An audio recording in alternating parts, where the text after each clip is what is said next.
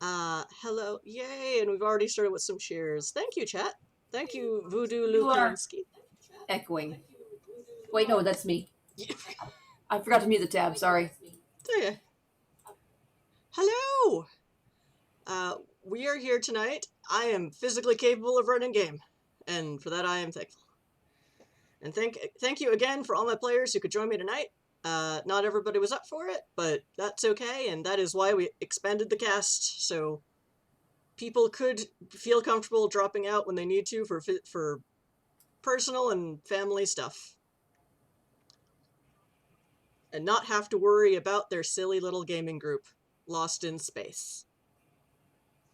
On top of everything else. But yeah. This is more or less my comfort zone is shootouts and cyberpunk and, well, actual cyberpunk, I should say, not the weird problematic video game that seems to be going around. But yes, thank you all for joining us. This is Magic Fish Radio, and this is Exit to Eden, a world of darkness in space. Because 6,000 years in the future, humanity has spread out amongst the stars, and they took their bullshit with them. Including the hidden bullshit that is many types of supernatural beings that were actually secretly protecting them the whole way into deep space. But those central core systems were founded about 4,000 years ago, in which time, for one reason or another, all of the veils fell, so all of the Supernats are out. And in a lot of circumstances, it kind of sucks to be them. In the core, especially. In the core, where it is now actually illegal to be a supernatural person. But then there is the core, then there is the expanse around the core, and then there is the verge. And the expanse used to be more open-minded, and now it too is trying to fall in line with the core for, you know, more shiny things, politically speaking and economically. And the verge is outside of the expanse. It's very much like the Firefly-esque frontier, where they're fine with Supernats because it's like, yes, please protect us from the monsters in the dark that we can't see. We can only shoot the ones we can see. Being a vanilla human sucks! Or we shoot them and they don't fall down. Yeah, that too. Meanwhile, Eden System was founded about 2,000 years ago when the Expanse first opened for settlement, and is about as far out in the Expanse as you can go before falling into the Verge systems. We're actually coming up on the Eden System 2,000 year anniversary, if I recall correctly. Yep. It is 41 something. Did I write it down on this page? That would be real helpful, past Chris. Did I write down... Anyway, yeah. Eden System is a bit different, maybe because it was clearly founded by space Vikings, but it seems to be the last open bastion of tolerance in the Expanse, where Supernats and other folks can live here and live openly without fear of persecution. Or megacorps, which somehow just can't seem to buy their way into this system no matter how hard they try, and recently, they have tried. They're not afraid of persecution for being a Supernat. They may be persecuted for other things here, but they're not going to be persecuted for being a Supernat. But even there, for some strange reason, the system was designed to have a, emergency services system that actually works and is fair to people. Right. We also have every fate court under the sun. Yeah. And under the moon. Yes, this game is based on a system developed by Mind's Eye Society called Space the Infinite Edge. We're kind of going in our own direction with it, including having all the changeling courts, because damn, in Eden City, the capital city of the system, there are a fuck ton of changelings. Not a lot of werewolves. Tons and tons of changelings. And we may get into some of that tonight. We'll see. So yeah, so yes, thank you for joining us. This is an interesting hack on the World of Darkness, or New World of Darkness, or Chronicles of Darkness. If you're here looking for NWoD in space, I'm sorry. I tried to be as clear as I could, So this is Vampire the Requiem, Changeling the Lost, Werewolf the Forsaken, etc. In a far-flung future, which may or may not be dystopian in Eden, but it's definitely dystopian elsewhere in the galaxy. What's dystopian about Eden? We've only got a citywide AI that works from the hedge and watches everybody all the time. We've got a mayor who's a vampire, and we've got no megacorps, which is kind of not dystopian, but yeah. And we've definitely got at least 2 mafias. 2?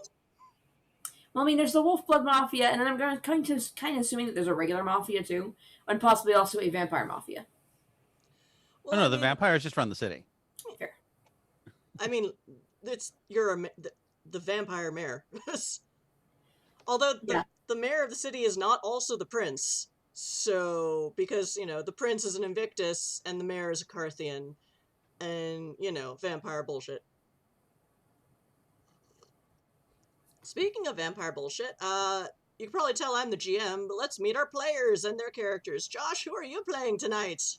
I am playing Petruchio, who is a vampire, a hacker, and also the boss. Boss and IT department. What could possibly go wrong? Yeah. All right, let's go clockwise. Mark, who are you playing tonight? I'm Merc. I play Idun, the Wolfblood. He's not a werewolf, but he came from Wolf Country, which is not the city. It's outside of the city. So there are not many werewolves inside Eden City, but there are a lot of werewolves on the planet of Balder. And so Dune came from one of the packs outside the city and came to the city to escape the werewolf assholes who may or may not be responsible for the tattoos. And he's been here ever since, doing mercenary work. Okay, and for the record, players, do not worry if you forget a detail about the setting, because I can't even remember what year it is, and I wrote it.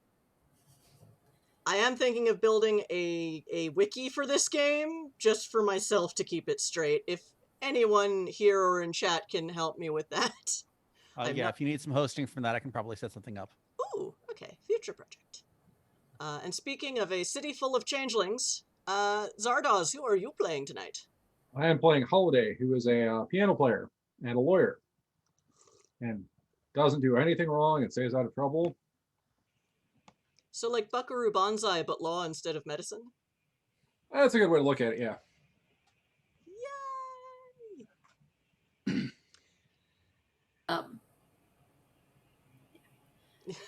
Zardoz, you are somehow out of sync while on Zoom and not just on the stream, and I don't know why. Okay.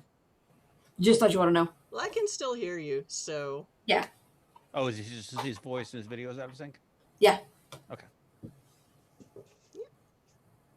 So, chat, now we come to your place in the game, because now that we are affiliate, we get to play with channel points. We do appreciate the bits and the cheers, because they're really fun, and I put an icon for them in the lower, my right-hand corner. Stage left? I don't know. I forget how theater works. We haven't been in any for so long. But, yep. Oh, Voodoo Luke Kerensky just bought a player +1 for 400 channel points, because that's what we're doing. We are using channel points so that the more you watch of our stream, the more you can buy things to help or stymie our players, or our GM, because NPC drops are available. And I have turned up the rates for maximum channel points, at least for the first few games. So come play with us. A few weeks ago, we did a game which was half of a convention panel, where our players, well, except for Petruchio was on the panel, so our other players obliged to play NPCs, and you, chat, were the audience. So that was very fun. And I've been itching to do more, and yay, now we have channel points. As of now, I am not looking to do anything about, like, fundraising or anything, in part because this is a system developed by a non-profit organization. Like White Wolf, yes, for profit in all its various forms, but MES is non-profit, is an NPO. So but in future we might do charity. in which case, maybe I'll also add monetize incentives. But that's not for a while. Aw, thank you, Voodoo Lukrensky. You also bought me one. So yes, you can buy +1s for players and GMs to add players and the GM to add to their roles. NPC drops. I left in highlight your message because why not? But there are more fun things to spend it on. So I noticed the GM +1 is cheaper than the player +1s. yes. Haha. That's how all the other channels do it. Yeah. Sure, I totally believe you. And I'm a batch. I'm a batch. Okay, so I will do my best to keep track of our pools. Arcane the Sage, bringing balance to the Force. Indeed.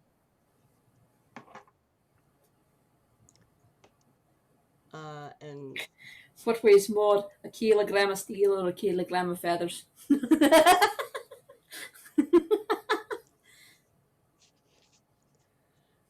depends on who you drop them on. I mean, they're both a kilogram. Sorry, I'm doing a bit from a short video. Okay. All right. So, does anyone have any announcements they'd like to make for stuff like cons or stuff?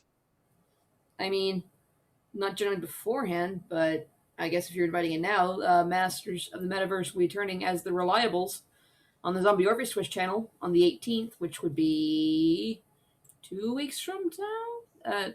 Not next Monday, but the Monday after. Okay.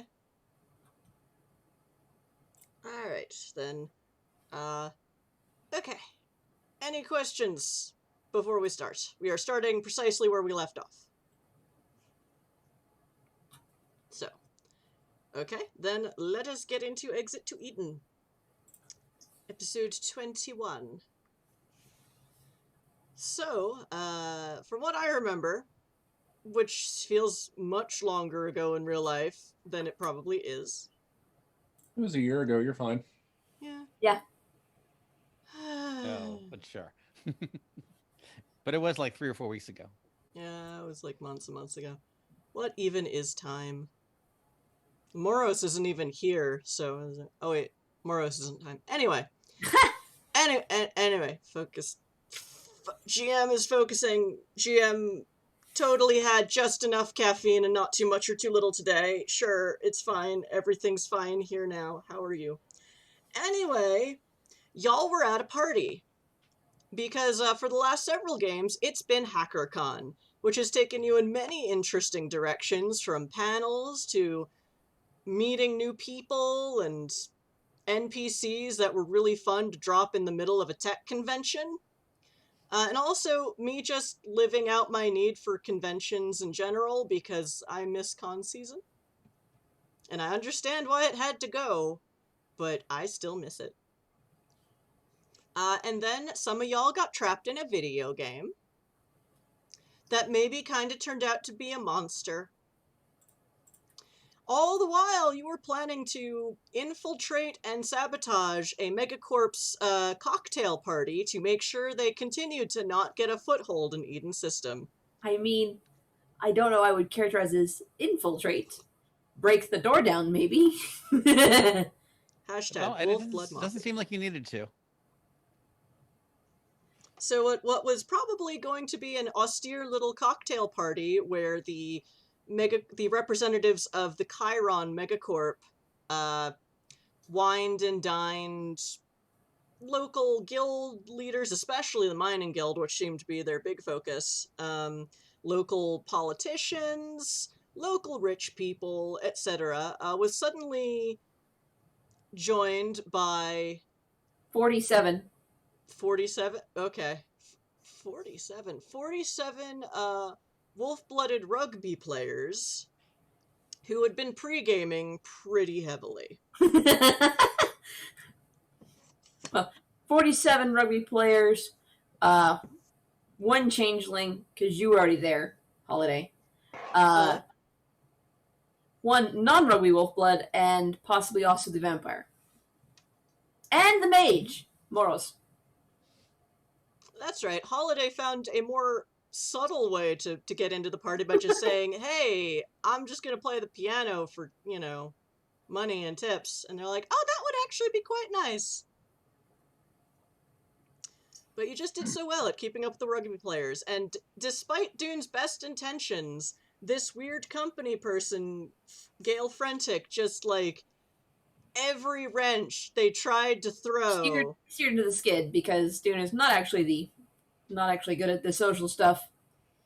Dune may or may not be a political mastermind, but he gave his best shot, and this person just like, oh, well, I guess if this is what I have to work with, now we're a fun, jovial party in a Welsh pub.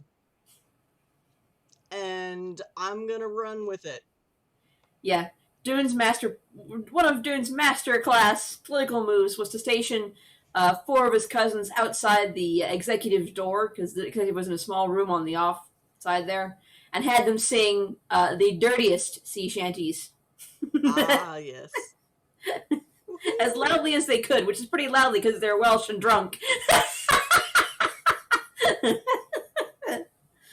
Woohoo! Awake the dragon. Yeah. Yes, because also a bigger player in Chiron Corp did show up. It's only known as Director Jones, a very austere, severe-looking woman. Very fancily but soberly dressed in a, how did I describe it? A cross between a pantsuit and a kimono? Sounds right. Dark charcoal gray. And while their lieutenant was more or less like kind of rolling with the punches of this weird social scene, the director was just like above everything and just completely ignoring it. But even so, power pants kimono? Maybe. Either way, the mayor, who showed up dressed as in a weird robe plus a horse skull, because someone dropped the NPC Mary Lloyd comes up, and I'm like, this is the mayor's energy. There is a reason they don't show up to more of their own political events, and it's because they are a Nosferatu with a very odd but fun sense of fashion. And despite them looking like, for all intents and purposes, a chucklefuck, pretty much laid down the law for Chiron Corp, going, sounds great. Call my office about it. You cannot buy me here. Kind of thing. But on the other hand, given the rumors of Chiron Corp's utilization of Supernats and the fact that the mayor is a Supernat, they might not even make much headway there. I mean, isn't there a type of vampire who loves bureaucratic minutia? Well, that's most vampire. Well, that's a lot of vampires. That is like a majority of vampires. Right. Well, if they call the office and they're going to get one of those guys, and they're never going to get off the line, See, come into my labyrinth. Meanwhile, there are at least 2 plot threads that have been dropped at this party that I know of. Ooh. And one of them is that they're really interested in a particular ore that you would think was only of local interest, but they really want to get an interest in it. And the other one is apparently there's a portion of Chiron that wants to get out of the slavery business. And number 3 would be that I forget who pinged it exactly. I think it was actually the scary wolf-blood lady who's a daughter of the moon. Pinged spirit energy on the director, and anti-Batman was informed of this. Yes, the Sentinel. Dune is related by blood to a person known as the Sentinel, which is the title generally given to the highest-ranking werewolf in town, of which there are right now about 10 werewolves in a city of 80 million people. Because if I could put the gauntlet at level 6, I would. Like, what the hell? Why is the city so high in gauntlet? What? Oh dear. But yes, all of the werewolves in town that they are aware of are, or not counting those passing through the seaports or the spaceports, because, you know, a lot of wolves like to roam, especially in a galaxy where most places don't want them around, which sucks. And it's very short-sighted, because werewolves have helped a lot of people. Knock everything off of my desk.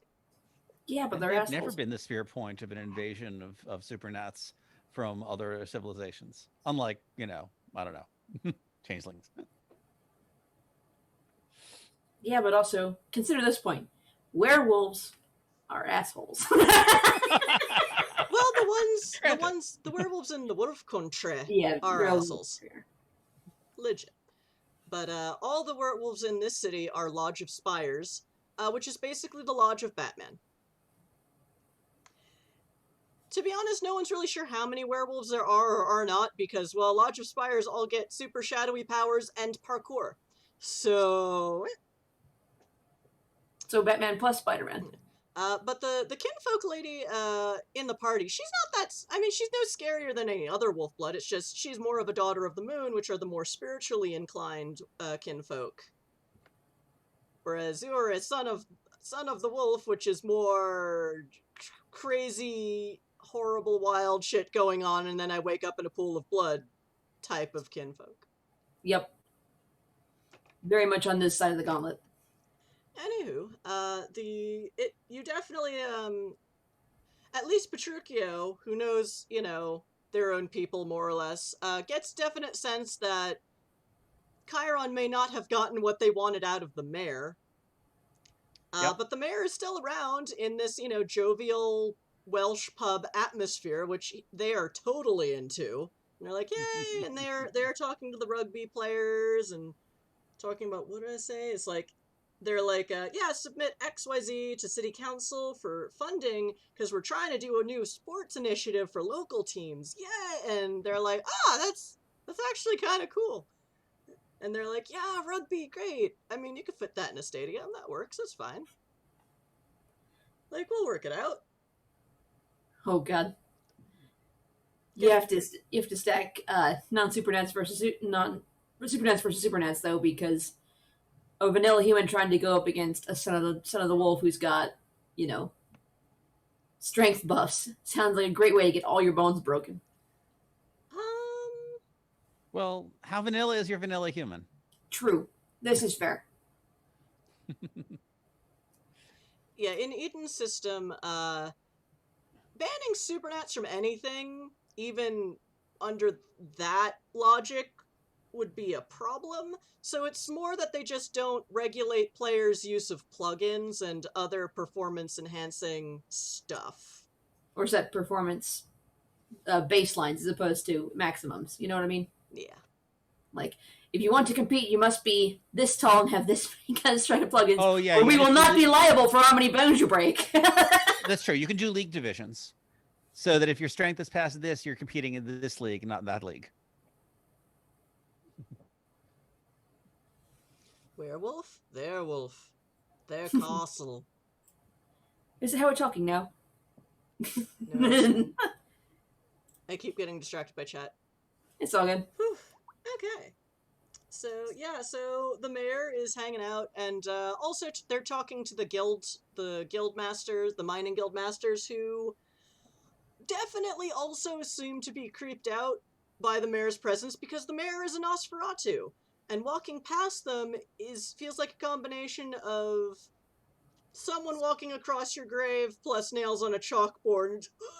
So really, they're, you know, it's pretty clear that their political advisors advise them the best way to make sure Chiron doesn't want to stay is actually send the mayor to the party. But also, it is pretty clear that they, much as they are a big goofball energy, sometimes they didn't just get to be mayor through nepotism and other vampire bullshit. they might actually know what they're doing. Weird. Which is maybe a little scary. Well, Dune's here to drink and make deprecating remarks about Chiron, where they can definitely hear them, but where you can't be called out for it. Yep. And, Sure. I want to talk to whichever. There was at least one Chiron person talking about how there are multiple factions in Chiron. Yes, I believe that was the lieutenant, as we were saying, Gail Frentic, Right. who was doing most of the talking. Mm-hmm. But it's like, I will do most of the talking and the social maneuvering, and then the big scary director will just sort of nod at what I'm saying, I hope. Or else I'm dead. Cyberpunk! yeah. Soylent Green. It's something even vampires can drink. No, sorry. Well, we in fact have something even vampires can drink, but I'm drinking it. There was lacrima at the bar. Hooray! So, do you want to... the director has kind of departed back to their little side room, as this is basically a big penthouse that is part, like... It's definitely meant to be a party room, but also with some adjoining bedrooms and bathrooms and such. So this is definitely the luxury floor of this hotel. So the director has just kind of retreated back to their cave. Lurkum. Yeah. Are there people going in there periodically, or they're largely, using it to apparently it's sort of retreating and get relaxing? Really the only one who seems permitted to do that is the director. Mm-hmm. You noticed all the ensigns, all the Peons. Yeah, the peons, the booth bunnies from earlier when they were all on the convention floor, are all still circulating and hanging out and having a good time. Probably a better time than they would otherwise, so they'll be rugby fans after tonight.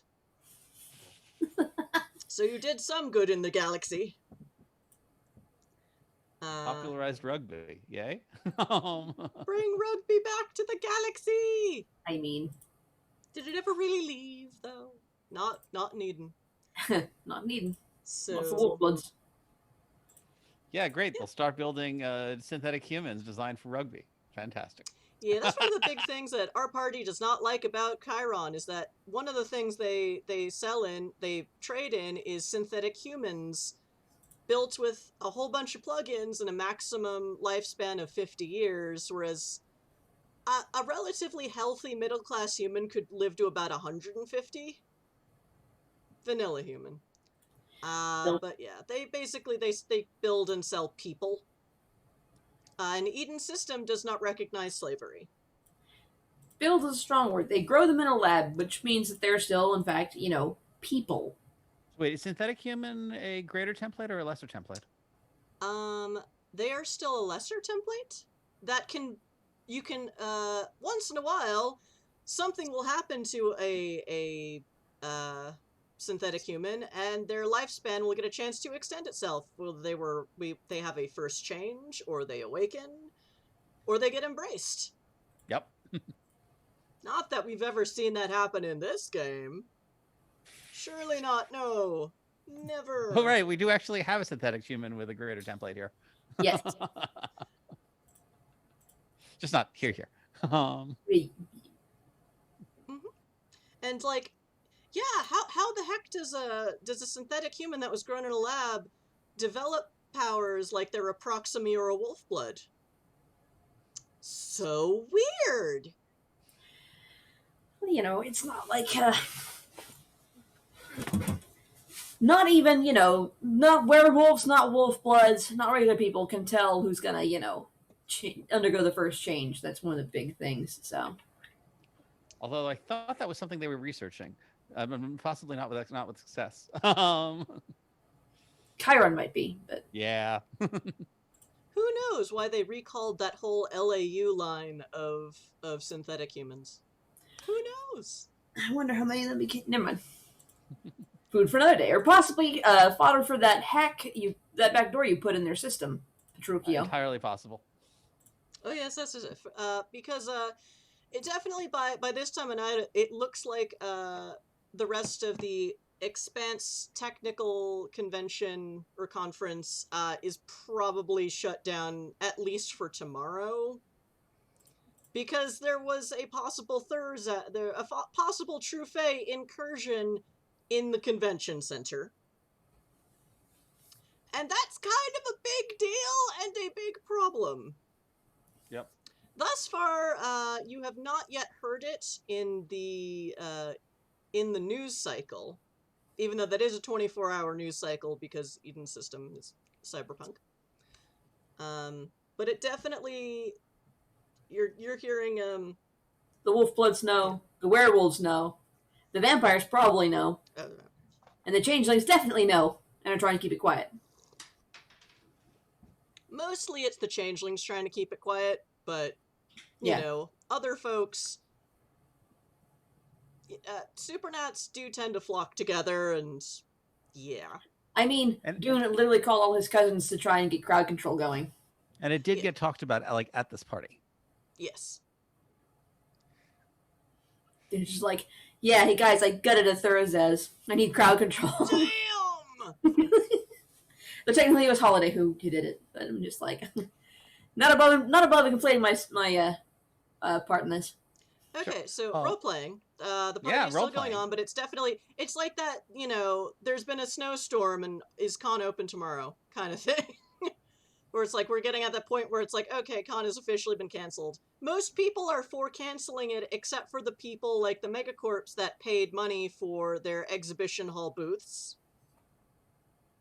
Are people starting to organize a not actually the con honest offsite con replacement?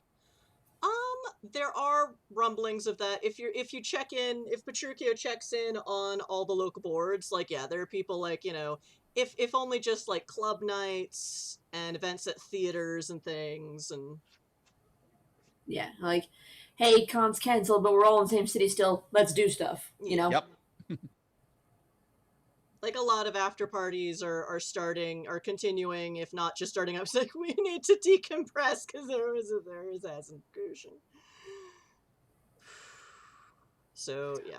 So sure, I will strike up a conversation with Frenetic, and see if I can get them talking on. There are different groups inside of Chiron, some of which want to move Chiron to not doing synthetic humans. Is that what you said? Oh, yes. You know, every corporation has its internal divisions. Some are more profit-driven, others are more research-driven. And it really has come to our attention that this is a humanitarian issue, and there are those who are more profit-driven that believe it will improve our bottom line to phase out this division of research and development, and focus more on helping all humanity and improve their lives overall, and making things safer in industrial equipment and making things faster with medical technology, etc. Fascinating. So what will happen to the existing synthetic humans if that happens then? I mean, Well, there are recalls here and there when something goes wrong with a particular line. But overall, they will live out their lives and fulfill their contracts, such as they are, and, you know, then... how does a recall work anyway? I've wondered about that. I believe there was one recently. Generally, well, most of the people most of the people in organizations that employ synthetic humans, or employ synths, they don't want to see any potential damage to their holdings or or other people in their employ, so they generally just send them back to us. sometimes a recall is just a minor but possibly dangerous adjustment that needs to be made to a plugin before a fatal failure. And in that case, it's more the concern of the synthetic human's own lifespan. Other times, sometimes there is a flaw that is dangerous to others, and the whole line has to be recalled so they can be brought back and studied so we can perhaps find a workaround for this flaw in their programming or genetic makeup. They're all So what do you? treated very So well. what if there are individual pieces of a line that for one reason or another, their current owners or situations don't allow them to be recalled? Do you employ bounty hunters or something, or do you write it off?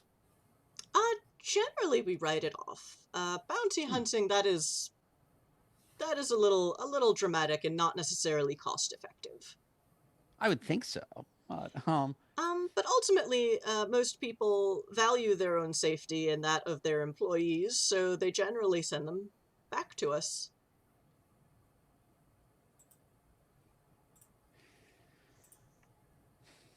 Now, but about this idea of transitioning Chiron entirely out of things, how would that work? I mean, it seems like so much of the core is based around use of synth humans that it would seem to be impossible.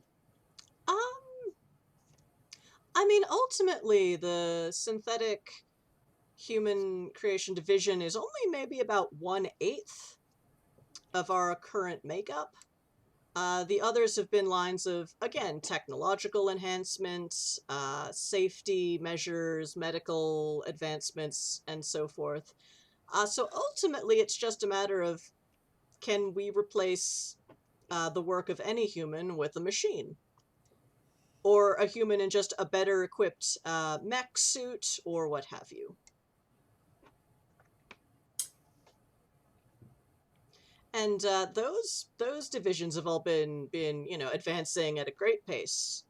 So we're thinking of it's synthetic humans may not really be necessary for very much longer.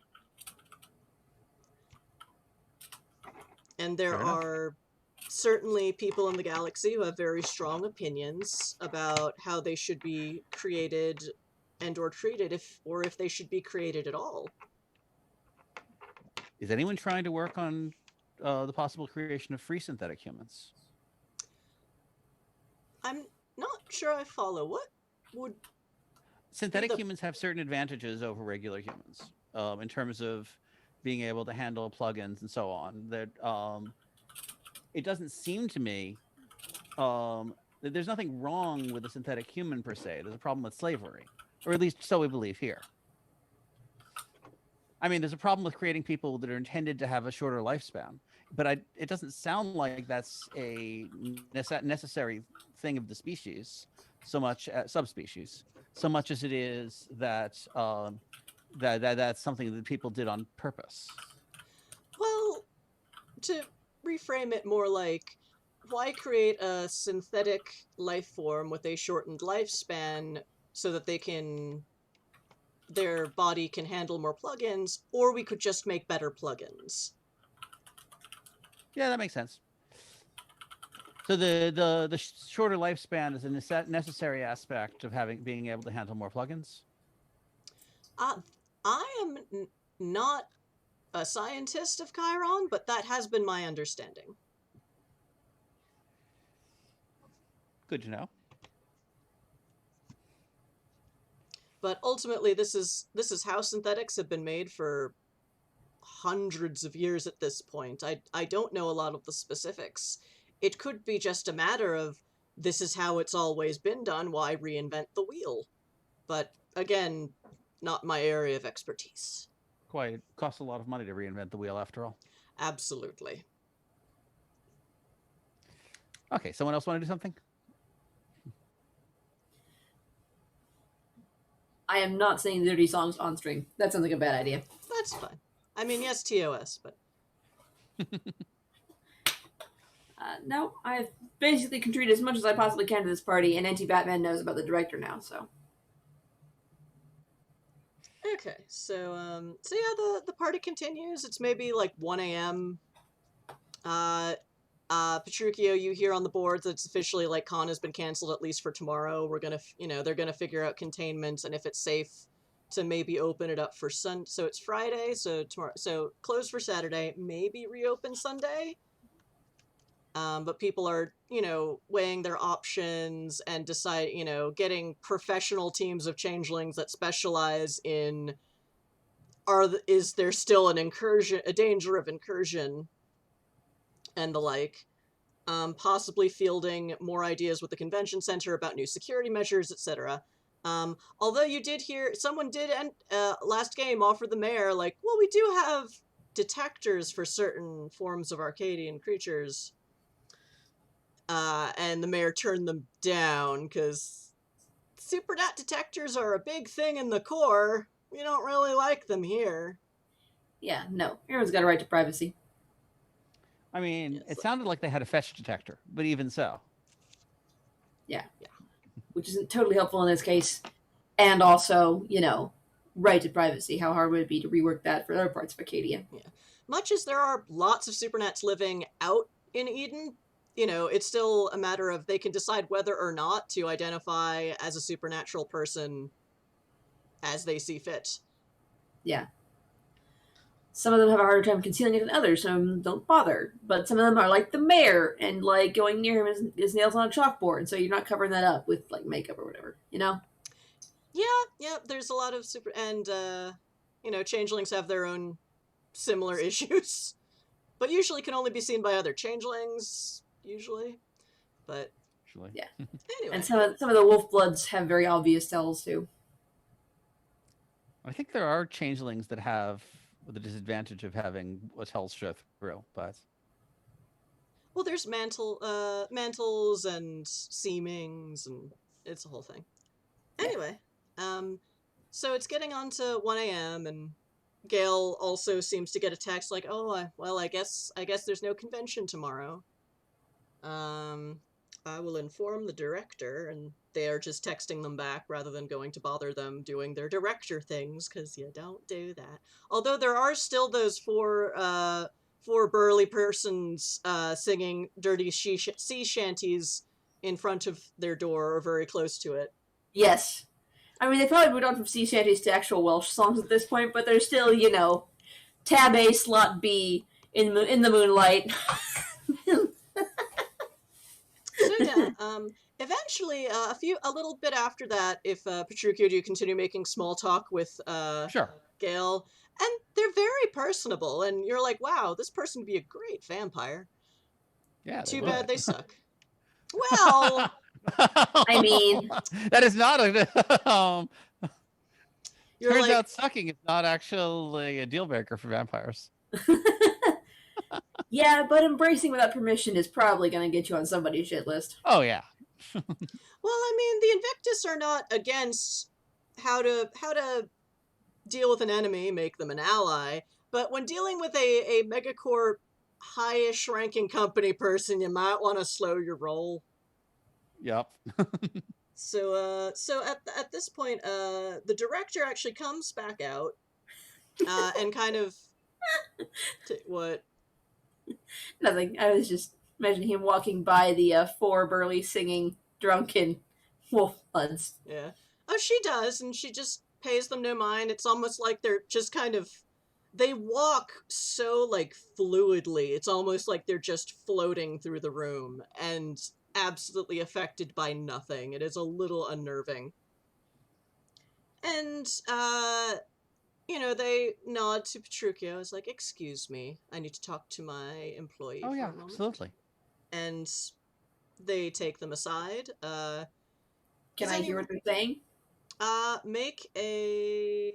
Let me look at your character sheet, because it is kind of loud in here, but I will still let you roll for it. Fair. I do have super sensory, not super sensory, but sensory enhancing plugins, I believe, if I read the mechanics right. Yeah, we'll go with that. So even in this volume, which is the chaos of your own creating, lol. Yeah, but It'll be. I'm gonna roll. I am not Wits. unused to this kind of noise, you know. Yeah. Roll.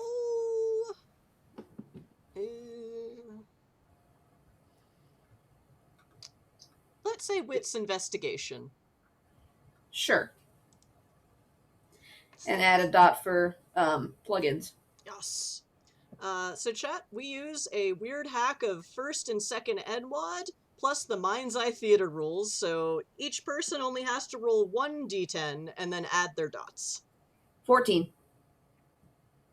Okay. 3 successes. Oh no, my chart fell apart. Okay. Yes, 3 successes. Yeah, you can just about make out what they're saying if you pretend to be drinking and no one's really paying attention to you, and yeah. There are just so I'm one many wolf blood in a sea of wolf bloods. You maybe, one of your cousins gets a sense of what you're doing and starts the loud singing in the other direction, so everyone is paying attention over there. And yeah. So you can make out that, so Director Jones is...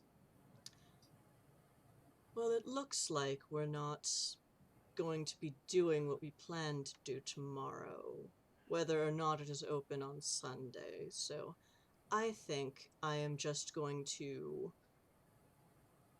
I've already called my private shuttle to the rooftop landing pad. The hotel does not yet seem to mind. And if you could have the subcontractor bring the boy up to the roof, my shuttle can take all of us off planet. And Gail's like, all of us, man? It's like, well, those of us that matter. We'll be leaving in about 20 minutes. I'm going to sidle over to Petruchio, because he's the boss. Mm-hmm. Be like, so, looks like they have taken off the head one there. I calling down a personal shuttle and all that. They said they've got some kind of boy with them. I don't know who it is or why he's important. But the director seemed to be thinking of taking, quote, everyone who matters up off the planet and back to their main ship. And I don't know why. But they'll be doing it in about 20 minutes. We may want to be in a position to interrupt that if it turns out that the boy is someone who'd rather not be kidnapped off planet.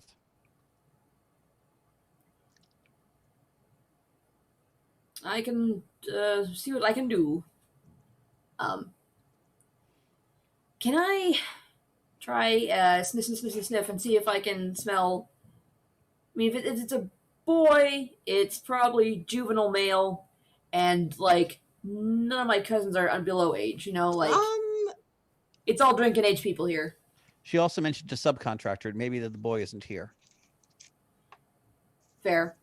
I was going to try the sniffing around the rooms along the edge. Is my... I mean, some of the wolf bloods are probably younger than they look, but there's really like... They're all above drinking age. That's the important part. I'm looking for someone who's below that. Yeah, I'm sorry, you can't necessarily detect that by smell. Also, the legal drinking age in wolf country is like 12. It's like 5, depending on the drink. Like, okay, fair. I mean, you can kind of smell it. Well, they're not drinking, it's just beer. If they're missing, puberty markers on their scent, because that sexual maturity changes your scent, but I'll just you don't really get a sense of child or child adjacent smells. Fair enough. Probably not here. But I will, I don't have Auntie Batman's number, but I will, let her know about the kid, because it may be the source of the spirity stuff that we've been sensing. I don't know. Well, the Lady Wolfblood on your team, so to speak, was definitely telling it was the director that had some weird spirit shit going on. It was just very creeped out by it. At this point, the director actually just leaves the room and is presumably just going up to the pad, but she said 20 minutes. Then it looks like Gale is kind of summoning the kids together, the booth bunnies together, and just giving them their marching orders, and it's like, all right, so the director and I are going to be heading off planet because it looks like our job here is done due to external circumstances. But if the convention, all of your rooms and your transit are paid for in the same schedule they were given, so feel free to enjoy the city tomorrow. On Sunday, if the con resumes, we will expect you to open up the booth and do what you've been doing, and as well as you've been doing it. So, just have a good time. And it just feels so weird for them to say that. And even the booth bunnies are like, we are creeped out. We don't know why. They're being so friendly. Yeah, like. But, and feel free to keep this party going as long as you like. We don't mind having a few new friends in the system, whatever economic strata they come from. I'm going to pull out a tablet, and in a place where it's less likely for my screen to be spied on, start poking around in my back door to see if I can find any clues, anything that might lead to this boy they're talking about, or if assuming that June actually mentioned the subcontractor or payments to a subcontractor. You do see, now that you look at it, did I say previously you could see Gale's emails? I think you rolled like ridiculously well, and that was what you got. I was seeing emails, at least from Gale. Okay. In there. Yeah, you do see emails of Gale talking to someone and talking about a subcontractor. It seems like this is. It seems like they're referring to them as the Pluton subcontractor, but that it seems that they're in Eden and are willing to make the drop here. And whoever they're talking to seems to agree with them. It's like, makes sense. They don't really explain why, but it's like, oh, that actually works out. Okay, so we'll pick up the package here while we're in Eden and take it back with us. Can I try sneaking up to the roof? Oh, yeah. Yeah, easily. Holiday, while this is going on, let me just say that there are a surprising number of rugby players who can also play piano.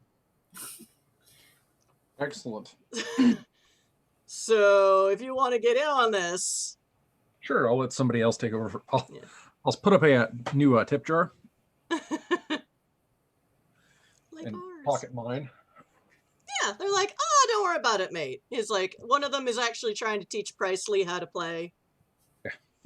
And it's kind of super cute to watch. And basically, Klaus is just vibing, and like, they've had a rough day because, like, regardless of which Arcadia you're talking about, Moros aren't supposed to go there.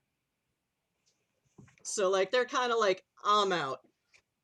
Like, call me if you need medical help, but, like, I can't anymore today. So they are both just sort of vibing with the party, which now has permission from corporate to just go until dawn. Yeah, especially because I believe that Klaus was also trying to give the... give them everybody's meth, or either meth or caffeine or both. Yeah, They're super jazzed to go all night. Yep. Someone's once Gale Frantic also departs to follow the director up to the landing pad. It looks like someone takes out a space Xbox and is hooking it up to the big fancy TV. And once the boss is away, the ensigns are more than happy to like invite the caterer and the bartender to play video games and all the rugby players. Like, it is a fun night. This party is way more fun, you're sure, than it was ever supposed to be. Oh, yeah. And yeah, so yeah, so what is y'all's plan of attack? Or plan of action, I should say, because the Sentinel has sent you notice, Dune, either through spirit or just texting, that she and her team are Busy elsewhere. no, they're around. They've shown up by now, and but they're basically, there's the Space Marriott, and then there's the building they're on, which is next to the Space Marriott, because they want the higher ground, because they do. I have the high ground. Wait, so the building that people are on that is higher than the Space Marriott, is that the building we're in, or is that the building that somebody else is in? You were in, I believe I said it was a Space Marriott, so you were in the hotel, and there is a landing pad there. There's just a slightly taller building next to them, which is where the Lodge of Spires is, because they're the Lodge of Spires. Get the high ground, we're the Lodge of Spires. We didn't come to the frickin' city to not have the high ground. Like, if I could be on the 50-story building or the 52-story building, I'm on the 52-story building, you know? It's like in Saints Row 4 when you're trying to climb the highest building to get the most glide distance. Wait, so the 50-story building or a 52-story building or the 50-story building with a 5-story spire on top? That doesn't really count. They are on the 52-story building. Shush. Also, you know, one of the many rules of how not to be seen is just don't be on the same rooftop. Yeah. Especially the brightly lit landing pad rooftop. And also, if you have a brightly lit landing pad, you probably don't have a 10-story spire on top of your building because, you know, mixing flying vehicles with aerial obstacles is generally a bad idea. There is, like, an antenna, but it is very small. Like, it is very thin and very much on one corner of the rooftop. So, in fairness, anyway. I will note those giant spires were originally partially designed as dirigible landing areas. There are no dirigibles in space as far as you know. I know, it's really sad. At least not in the Expanse planets. Maybe some on the Verge if you got like a lot of hydrogen but not a lot of dirigibles in space. Anyway. So you have about 10 minutes to prepare now that the two bigwigs have gone to the roof. Yeah, no, I was just gonna sneak up to the roof after them because. Okay. I'm clearly not the planner on the team. Okay. Patricia, you basically, Auntie is also, you know, you can come join us on our rooftop if you want. Sure. I will. So here's the information I have. Oh, wait, Auntie is who? The Sentinel. The Sentinel, anti-Batman. She's kind of like my sainted aunt. Werewolves don't have princes. The sense that you've gotten from Scuttlebutt around the vampire scene is that the Sentinel is more like a sheriff. So sure, But, I will head up there. I will farm out some of the research that I was working on. What I was planning on expanding it out is to look at contacts they had regarding this boy and any other news events that might have been occurred in the system or nearby. Well, they did specify something about the system called Pluton. Mm-hmm. Yeah. Which you just know off the top of your head is basically a Chiron company town, but a whole system. Ah, the Outer Worlds. Got it. So, in the Expanse, but, it's not the best choice. It's Spacer's choice. Anyways. But no, I'm not going to be on the roof with Anti-Batman because I can't jump between buildings like Anti-Batman can, so. Okay. Well, I also can't, but I'm also not super sneaky, so I might as well be on the roof with Anti-Batman. Okay, and she's like, yeah, if your friends want to join us, they're fine. If you speak for them, we do not discriminate. Mm-hmm. So Holiday, you want to come with me, or you want to go sneak up on the roof, or you want to do your own thing? Sneak. I don't sneak. I pretend like I'm supposed to be there. I'm a roof cleaner. What are you talking about? She's working. No, I'm taking a smoke break. If Okay. So what is your plan, Holiday? I'm gonna go up on the roof, basically sneak up there and start smoking, because now I'm actually away from the crowd where I was told I could not smoke, and it's the first time I've actually been able to sit down and have a cigar for the entire night. Okay. Dune, are you going to be sneaky? Trying to. Okay, then you will have to roll for it because it is a very well lit area. Oh, Yeah. I do have my my half bottle of expensive alcohol with me. Yeah, sounds good. Um, Flashed a little on me, okay. taking my jacket off. Okay, Oh, so I don't have my jacket. It's been borrowed. oh, did you lend it to the guy currently trying to teach Presley how to play piano, or? No, I let Presley borrow it. Oh, aw, that's nice. Um, okay, Dune, I want you to roll. This would be stealth would be Dex and stealth. So Uh, you do have a +1 in the pool because you are starting with four dots. Yeah. Oh dear. Yeah. Yeah, I am. Okay, come on. So that would be a 10. Okay, so that is. One single solitary fucking success. But it'd be an 11, actually. I'm going to use the one from the pool and get an 11. So I get 2 successes. Okay. Adding to my chart, which fell apart. Okay, so. Alright. So. Okay, it also, helps that, now let's do Holiday's roll. Because as you get up, and you're not really sneaking, because you're like, you have a cigarette, you have a bottle of Jack, or I whatever have a it was. cigar. Space Jack and cigar. Yeah. The security staff, the shuttle is there already, and you just see, the general and the lieutenant basically standing next to what is effectively like a helicopter-sized shuttle, but without the propellers on top, because space. And it definitely looks like a very sleek, black, like high-end, like spaceships from your background. This is an expensive small shuttle.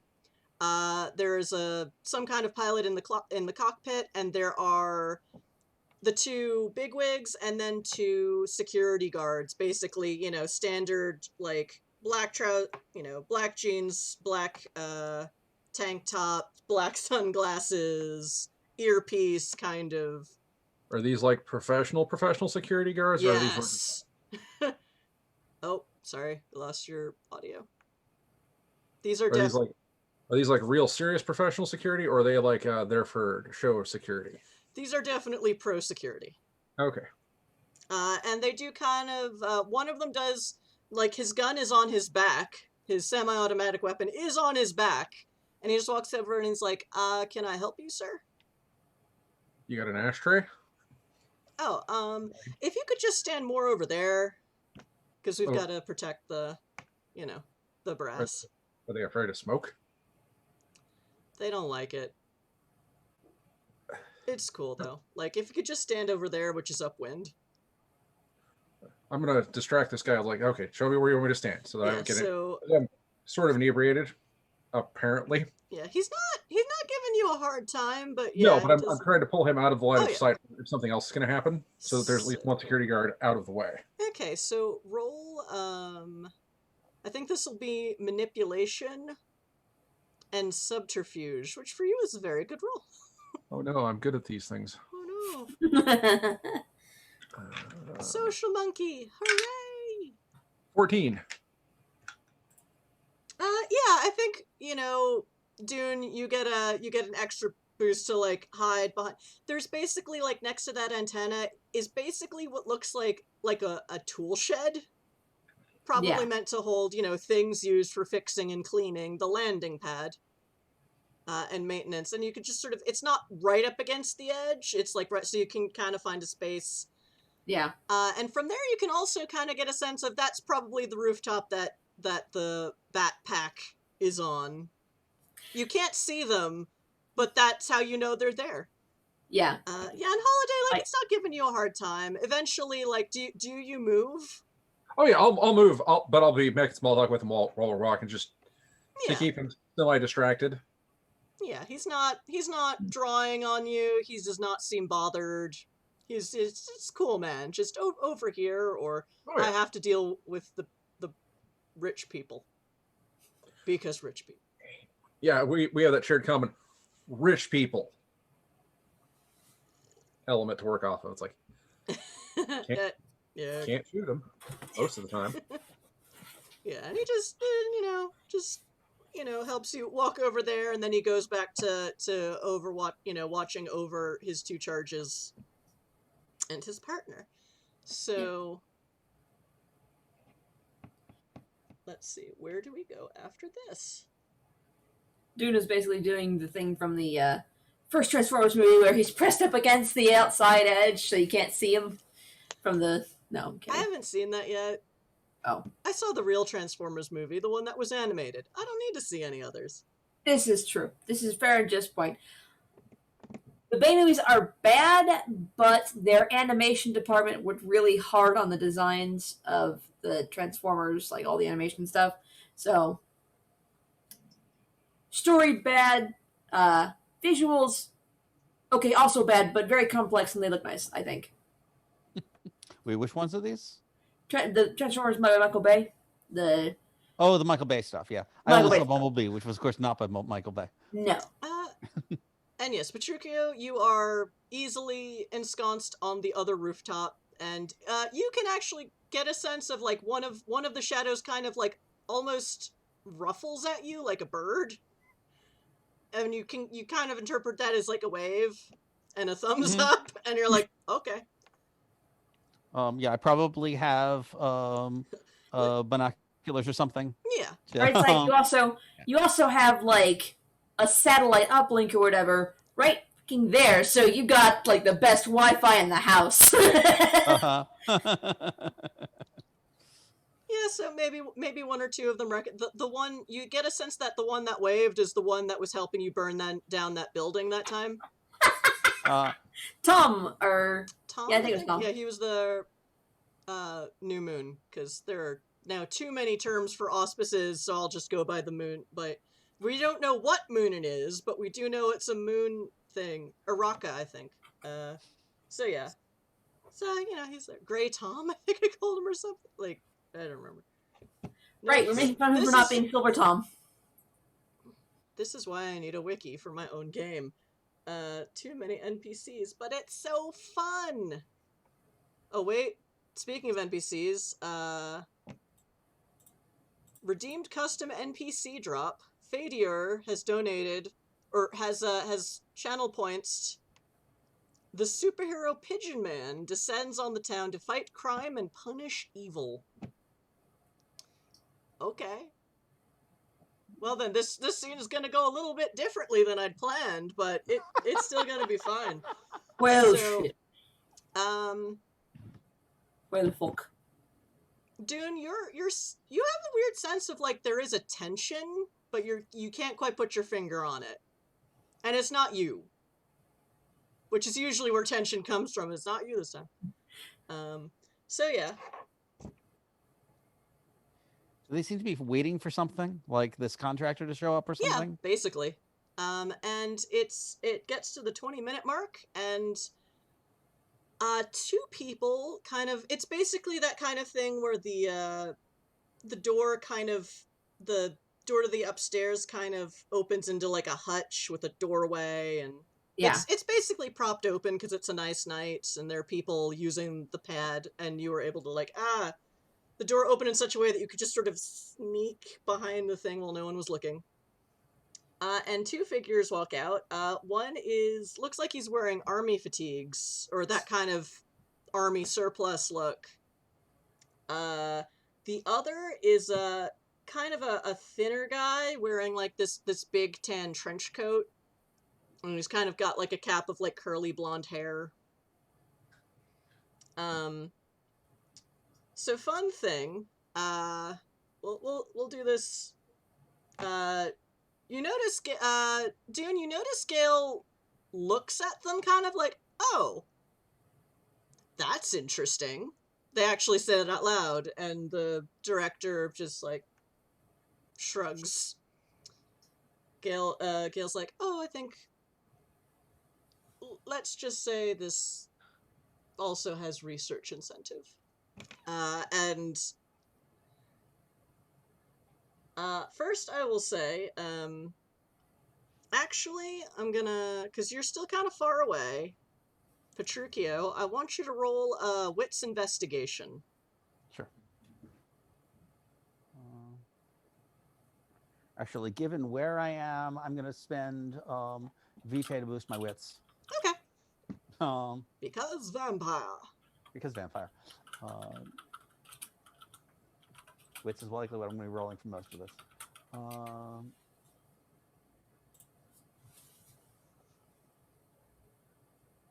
So that is, however, still going to be a 5. Plus a 10, so 15. 5. 32. This is how we do it. Hello, Teddy. Okay, so before shit goes down, Petruchio, you distinctly see the face of this blonde guy, and he definitely looks like maybe like a college-age kid. And that's the first thing. And then you realize how much he bears certain family traits of a house called Rosalind. Wait, that sounds super familiar. Isn't that like my house? Maybe. Is it? Is it? You're not. What? No. What? What? Sorry. No. If I was from a noble house, wouldn't that be my house? So, like, you don't know this kid, but that's definitely, you probably can figure out, given time, who he is, because that is the family look. Just Yep. facial features and how they are presented and how they are contoured, and you don't know who the other guy is. And also, the blonde kid looks very kind of like just dazed. Like he's not, yeah, kind of zombie-like. Holiday. Like when he vamps somebody. Yeah, a little bit. Holiday, what you see is your friend Johnny pulling a dazed college kid behind him.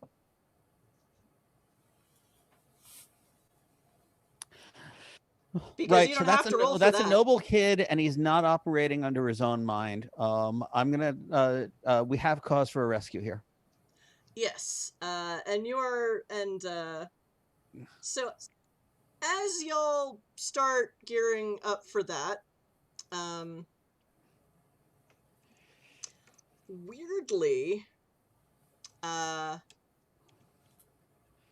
so Petruchio, you're standing up on the rooftop with all these shadows that you know are probably werewolves. And one of them, the big one, suddenly, like, it's like it stands up straight, and then it's like it starts backing away like a frightened animal. And I'm just gonna give you all this, Soch, because you rolled ridiculously on your investigation, so yeah, it's 30. I feel not like wasting that 30. And you're just like, wait, what? And all of the other werewolves start backing up slowly. Dune, you actually get a text rather than a spirit message saying, in all caps, wolves fall back. And you are like, what? And that is not something that has ever happened on any stakeout you have gone with their pack. And the other thing is that I don't know if I'm supposed to obey it or not, because I'm technically a wolf, but I'm a wolf blood, kind of adjacent. So I'm gonna text this Petruchio, pack retreating, pack called retreat. What do? Not sure. The kid's a noble and is not in his right mind. We should rescue if we can, but I don't know what's driving the pack back. Is there some kind of anti-wolf thing? Not actually a wolf. IDK. I'm too far on this side of the gauntlet. I don't know. Like, she didn't specifically text Dune fall back, but she did say wolves fall back, and you've, again, never heard of that happening. Because generally, the only things that can mess with werewolves are generally the things that mess with them. Holiday, how are you reacting to seeing your friend Johnny on the rooftop in this situation? I'm confused because he's supposed to be laying low. Yeah, he's supposed to be. Is Johnny the one who I was supposed to help get out of the system? Yes. I mean, I don't think I have a picture, but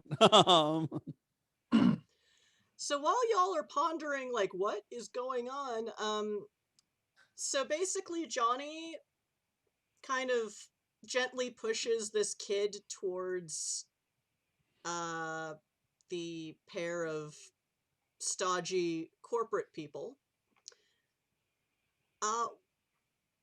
When you all hear a shout that is just sort of jarring because it is nothing of anything any of you were expecting. Is like, never fear! Pigeon Man is here! And as the wolves are retreating Petruchio, they haven't quite gotten off the roof, but you just sort of hear a collective, almost feel more a collective groaning sigh, and they're like, not this asshole. As from another higher rooftop, this just bundle of feathers just like barrels into the people on the side of the shuttlecraft, and almost like explodes in a poof of feathers as all of this is happening. Holiday, you more or less clearly see a third changeling, or fourth if you include yourself. And in all this, the kid kind of snaps out of it. Okay, I know that I'm a changeling. I know that Johnny's a changeling. Who is the third changeling in this exchange? Or who is the third changeling that was on the roof? It's you, Johnny, the kid Johnny was escorting, and Pigeon Man. Okay.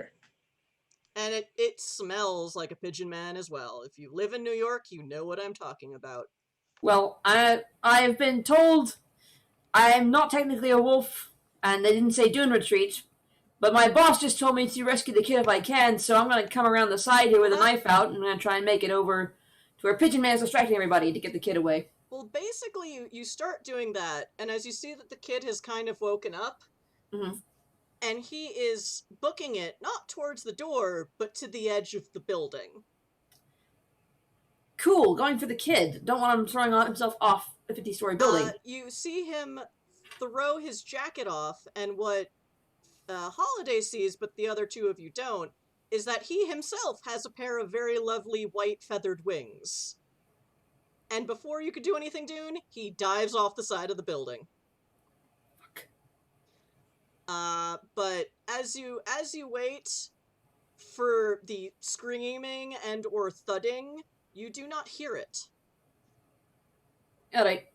And I think I'm still running the 32 wits. He's not falling. So, do we have flying taxis? Do you have what? Do we have flying taxis? You do they are technically hover cars here, but they don't usually hover that high because compared to other cities, Eden City isn't really that congested.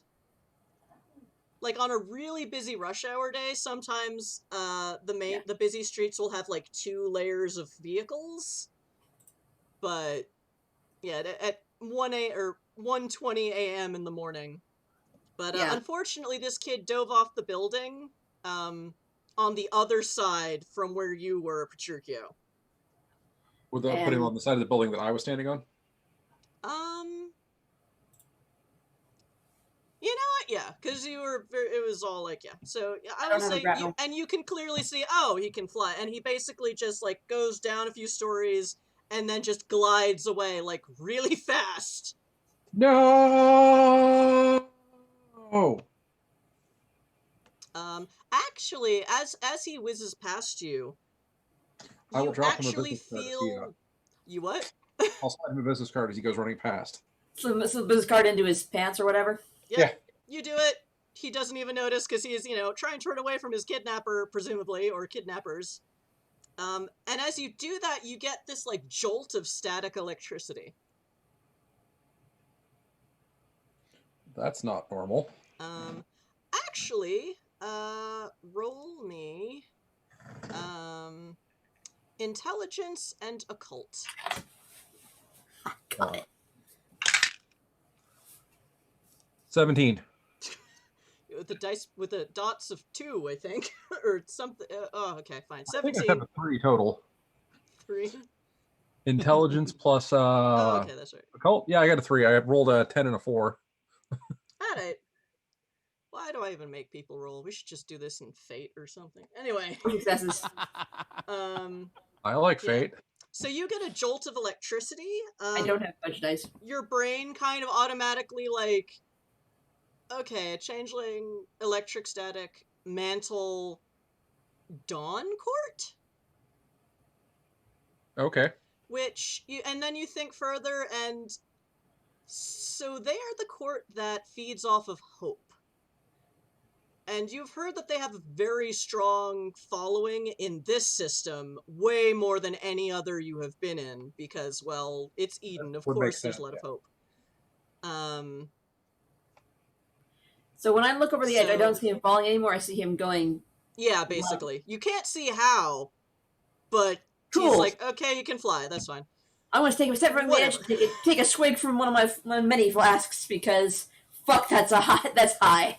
And at this point, those 2 heavies are actively now training their weapons on the big pile of feathers, which is also a much more raggedy looking guy.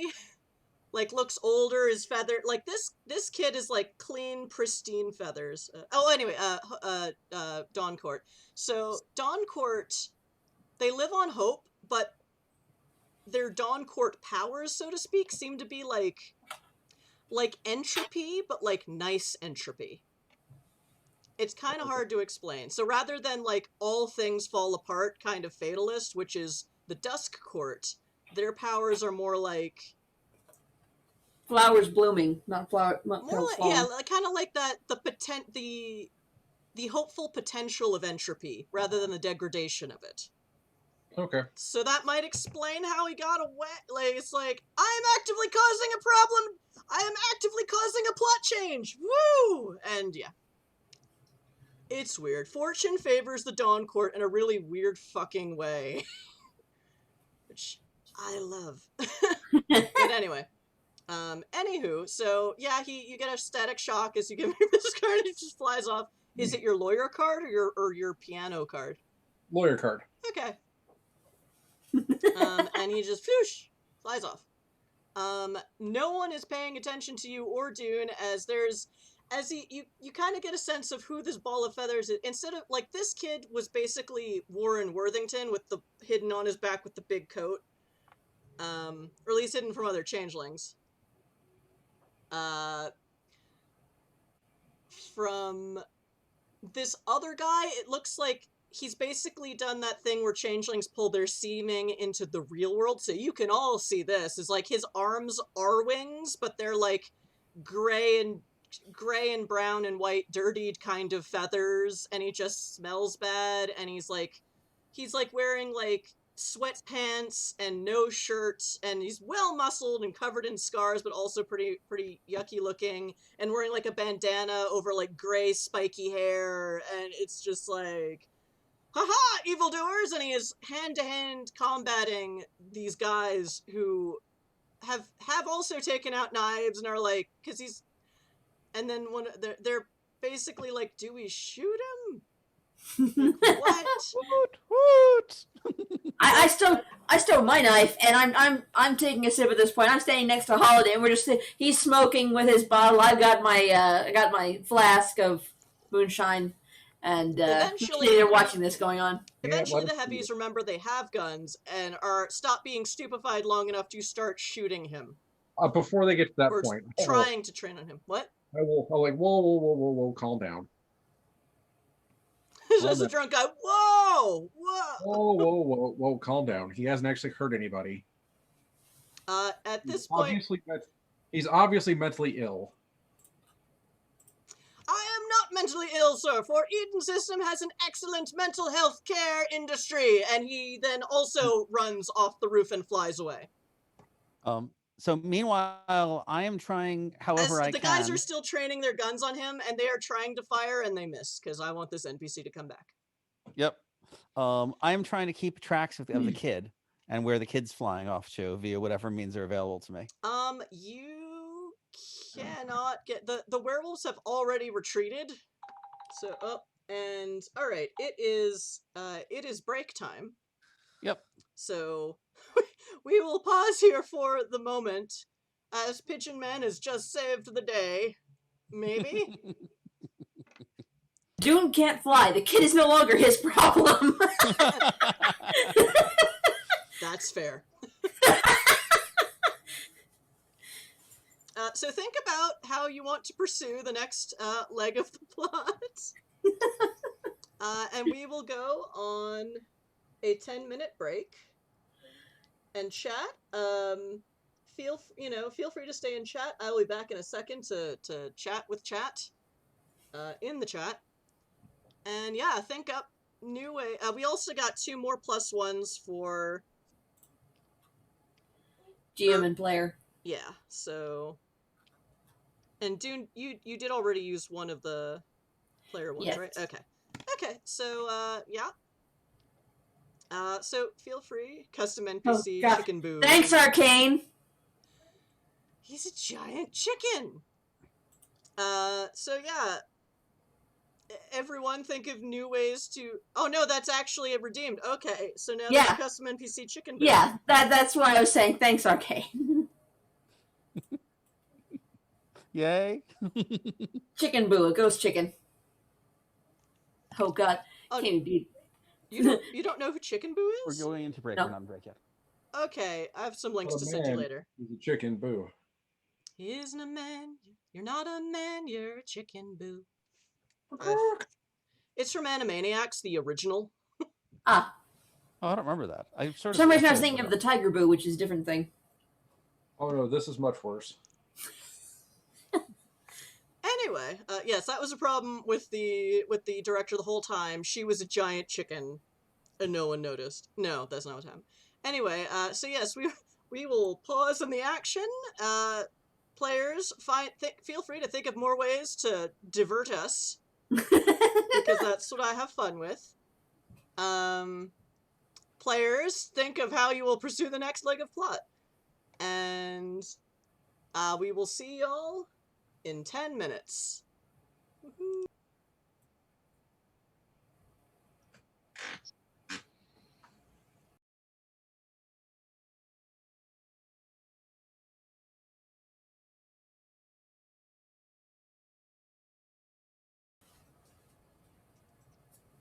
Hello, chat. Can you still hear us, or have I mangled everything terribly? Woohoo! Oh, is Jimmy here? Oh, hi, Jimmy. He commented at 7:49. I see. Yay! And Voodoo Lou Kerensky bought 2 more GM rerolls and another player, or +1. 2 GM +1s and another player +1. Thank you! Yay! Not that I've really been rolling much this game. Maybe I should make it all player +1s. I would be good with that. Yeah, I know. Yeah, roll some dice. That'd be fun. Or just have it be player -1s and player +1s. We could do that. Please don't. Please As don't. long as they're not player GM forced rerolls, I'm okay with it. But it's more fun to destroy you after you win. Uh-huh. I love doing that. Don't go for the kill when you can go for the pain. Okay, I have no transition. So, those of you who follow us on Twitter, I reposted someone else posting about the Jackie bundle for Changeling the Dreaming for C20. The Jackie and I believe her wife's name or her widow's name is Nikki. They both came down with COVID. They were huge contributors to Changeling the Dreaming as a setting and as writers. They both got COVID. Jackie passed away, very sadly, and Nikki is recovering and dealing with a giant stack of medical bills. So Onyx Path has created a bundle of holding, I think is the company, of the C20 book and a ton of supplements, and it's all like, I got the full, like, 6 books for, like, $25. Technically less than $25, but I'm like, I'll just make it an equal 25. So, you know, cheap books, good deal, very good cause. And also there's a link to their GoFundMe. So if you go look on our Twitter, which is, you know, Magic Fish Radio, like it is everywhere. Or I have probably posted about it at Ms. Chrysula, but like also been just posting about all the general real world problems that have been going on, so it might have gotten buried. So try Magic Fish Radio instead. And, you know, follow us, because that's our Twitter account, and it's an easy way to say, is game happening today? YN.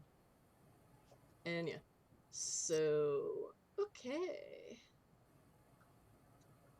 And remember, and thank you for buying all those +1s. Remember, we do this with channel points rather than with bits or other monetary stuff. Because points are free, and we're not... One day we might run charity streams, but at this present time, none of us rely on this for money. So, you know, let's just use channel points. Fingers crossed, that never changes. Because this gets a lot more stressful at that point. I do not hold it against any streamer for doing this to, you know, as a livelihood, but wow, it looks difficult. And they have my utmost respect. Like, whew. Where's the magic fish? Yes, we are on Facebook and Twitter. There should be links on our Twitch page. Somewhere. I put them there. They're somewhere. Someone stole the name... No, it's, we have an intern named Jimothy. Are we buffering a lot? Oh no. I'm there, and I think it's not buffering for me, or I'm watching it in the browser, so I'm thinking it's Okay. probably their connection. That's because his name is Jamothy. Jamothy. Okay. Well, yes, the Carve The Tourism name he Limited. goes by on Discord is Jamothy. Oh, I think I forgot to mention that at the beginning. So, our party basically is an underground railroad, masquerading, or no, actually also running as a cover a tourist agency.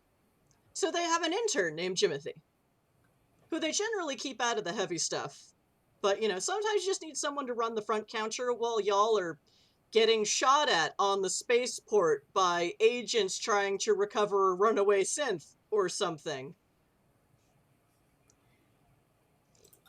That was one time.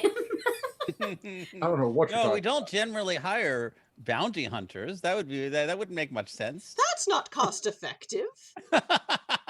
We also don't. We also didn't take them with us when we were burning down the building either. So you know.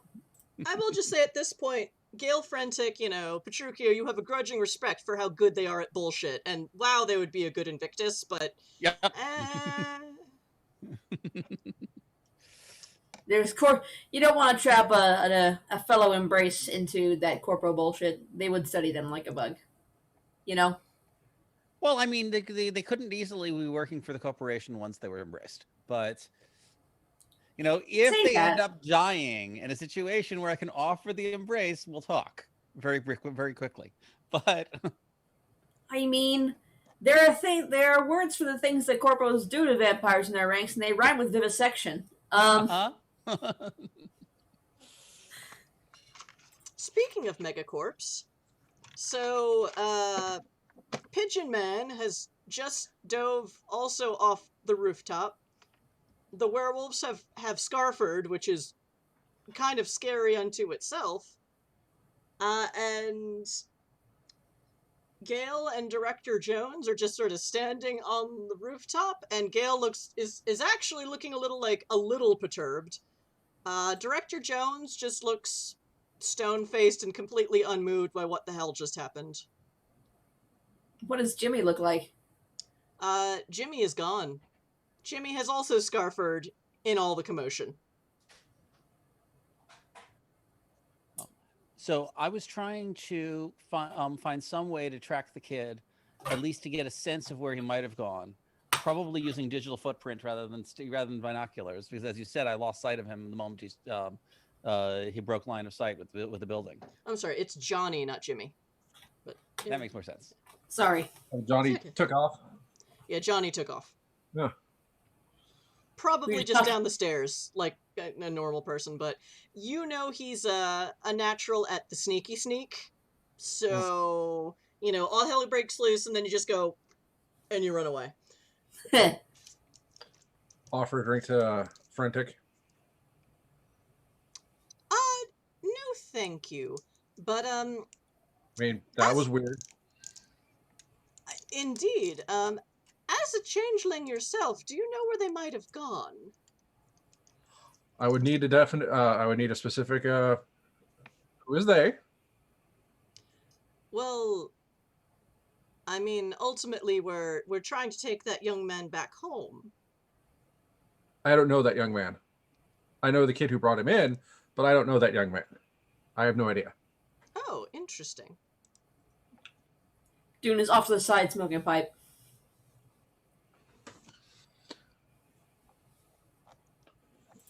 And as to whatever the pigeon-shaped object was, I am ready with that one is either. So yes, that your associate was helping us bring this young man home, and I'm not sure. And meanwhile, the director's just standing next to them, just completely like stone-faced, nonplussed, cold in a very unnerving way. But something about Gale is also kind of unnerving you. Holiday, roll me. Let's say wits occult again. Ooh, I'm good at this. It's not a high div. 18. Yeah, Mix Frantic is not a changeling. So how can they tell that you're one? You guys must have some really neat tech laying around. I mean, we do for a price. Well, no, I mean most folks can't see past the flesh, as it were. Oh, well, some of us have a little special training. Especially those of us sent to systems with more of a supernatural population. Really? That is fascinating. And they kind of... I assume that I do not have guns pointed at me at this point. No, they're not. They're like, you were just the dude. They are basically standing at attention waiting for orders. And the director kind of looks at them and... Would you excuse us for a moment? All of you. And she looks at the guards too, is like, all of you. And they're like, standard attention. They're like, still waiting for orders. And she just sort of takes Gale onto the ship, not just to talk kind of away from everyone, but y'all may still make rolls to listen in if you like. Sure. Oh yeah, definitely doing that. The roll for that would be a what now? Just a wits investigation. Cool. And if I don't have investigation, just roll wits. I believe... 14. How do you know that? It's you can roll wits, but with a -3, because Sweet. Yeah. I can roll a d10. Woohoo! I got a 6. I got none. I don't. 14. 14. Okay, because Dune is Dune. Shurkio, you are a little far away. Yeah, no, I'm not. And I am much more focused on trying to find the kid than I am trying to listen to the corpse. And we will get that in a second. Yep. Dune, you have wacky wolf blood powers, so what you hear, or what you get a sense of, Director Jones, or I'm sorry, did I also name her Jones? Did I really do that? Yep, I did. There's more Joneses in the galaxy. Everybody knows somebody named Jones. Fine, fine. This is why I really need NPC buy-ins, because I can't think of enough names. I mean, Smith died out when they quit, when they left Earth, you know? The House of Smith. Okay, so what you hear is the director just kind of calmly but firmly telling Frentic, so it looks like you'll be staying in Eden for a while longer, until you can locate and recollect our charge. Sorry. And Frentic again is like, well, I mean, on the upside, at least they'll be valuable both as for bargaining and for research. And the director says, indeed. So, I look forward to your timely report. I'm like, of course, director. Of course. And they just walk themselves off of the shuttle, and Frentic kind of nods at the two guards, and it's like, and points with their thumb back into the ship, and they're like, okay. And they get back on the shuttle. They get on the shuttle with the director, who you can see through the door is just strapping herself in. And it looks like they're just preparing to take off. And Frentic is there, and, well, I mean, I don't think I quite got your name, sir. And they're looking at Holiday. Oh, Holiday. Mr. Holiday? Yes, Mr. Holiday. Well, if you know the person we were working with, who I suppose got startled by the whatever that was. I believe it was a pigeon of proportionally incredible size. Yes, he declared himself as Pigeon Man, and I very do believe interesting. they have highly intelligent pigeons here. Well, in the Eden system, it seems anything's possible. True. How sure are we really that the Eden system mental health system got this one? As you can already tell, I am given liberty to hire subcontractors as I see fit. Would you like to help us? If you want to contract with us and help us find these two individuals, it could be very lucrative for you. Well, why would you want to find them? That would be my first question. Well, ultimately, our goal is to find the young man, or the younger man who was wearing the trench coat and jumped off the building. I would look for. I'm not sure we would be paying your associate for his services, since he apparently failed to help bring this young man to us. So, Yeah, I could see that going either way, because he did bring them right up to you. I mean, he brought it right up to the goal line, and then he passed it over to the kicking team, which is you guys, and you guys just couldn't get the job done. That's not really his fault. That's kind of on you guys. Now, I will give you a flag on the play for a pigeon attack, but that does sound like a first down. Repeat the drive. Well, I dare say the plan the plan of contracting a changeling to help us find another changeling seemed like a sound idea at the time. But there are an awful lot of changelings in this town. True. Interesting. There are a lot of us. The downside is, did you read that contract real closely? I have to be very good with contracts. Oh, very good.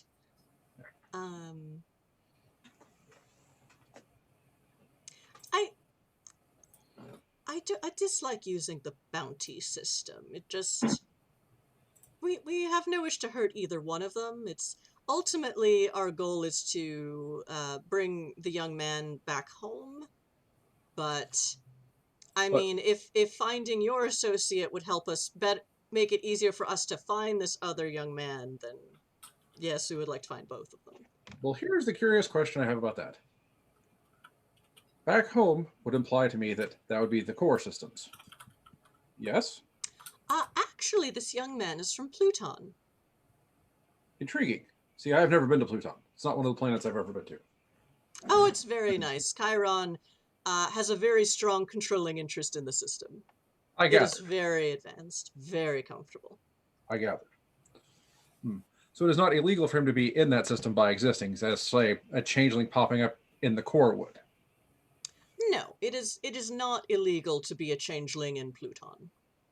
Hmm. I mean, there are certain elements within the human population that dislike changelings and other supernaturals, unfortunately. So those that do live in Pluton do not live as openly as they do in Eden City, and I really can't fault them for that, because it attracts a lot of unwanted and unkind attention.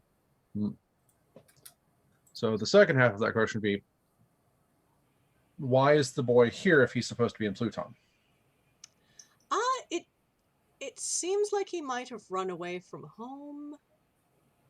It is just that he was supposed to be in Pluton and then wasn't, and we sent your associate looking for him when he offered his services to us as a subcontractor, and He offered his services to you.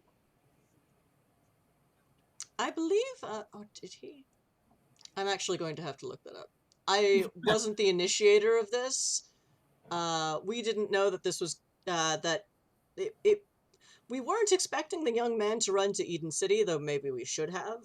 Maybe this is just where everyone wants to be. It is very nice here. It is a large enough changeling population that he could disappear into it very easily. True. And then there's the courts, and if he is a member of a court, which he probably is, you have to deal with potentiality of the court getting involved, and I don't think that's a fight you want to have in Eden City itself.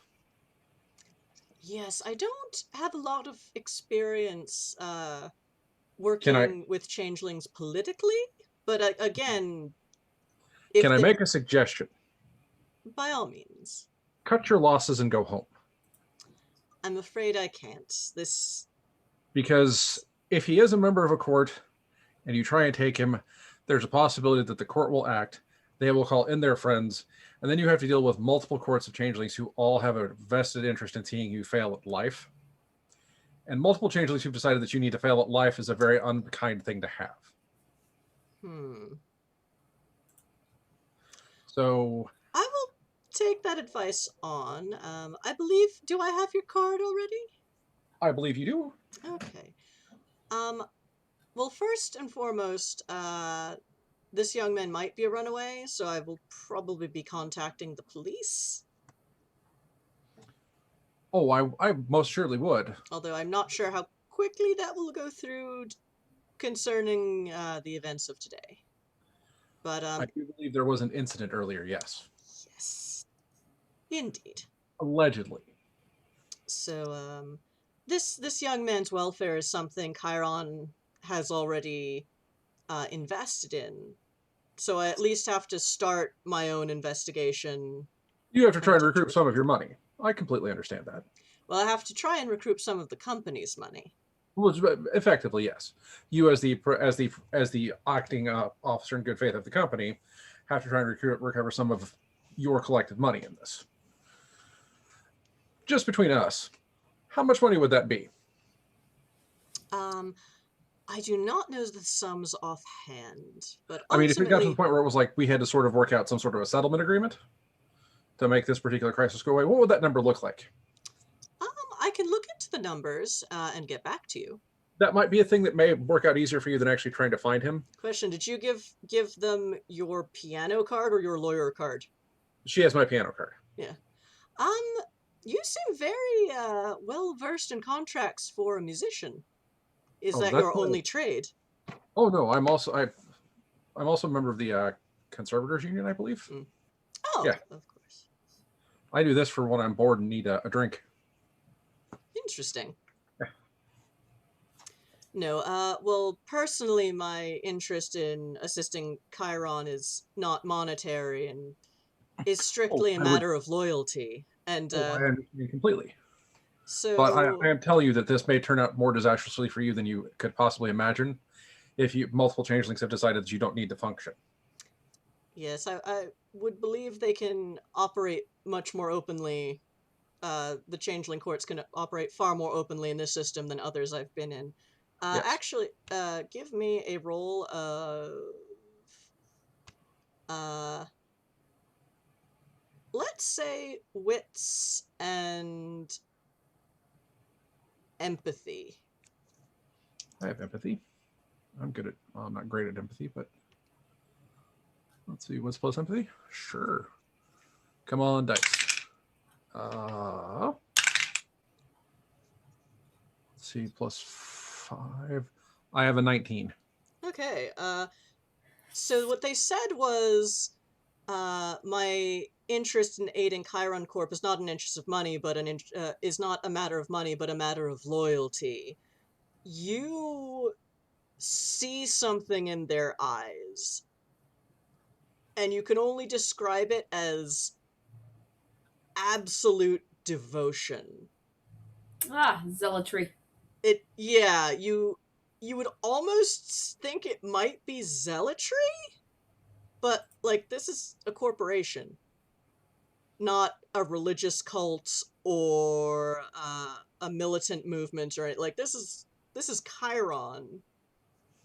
And you just definitely got a vibe of the core is mother, the corp is mother, the corp is father off this person. And it is a little unnerving. That would also explain why they're, still talking to you, since you're offering to help, sort of, even with just free advice.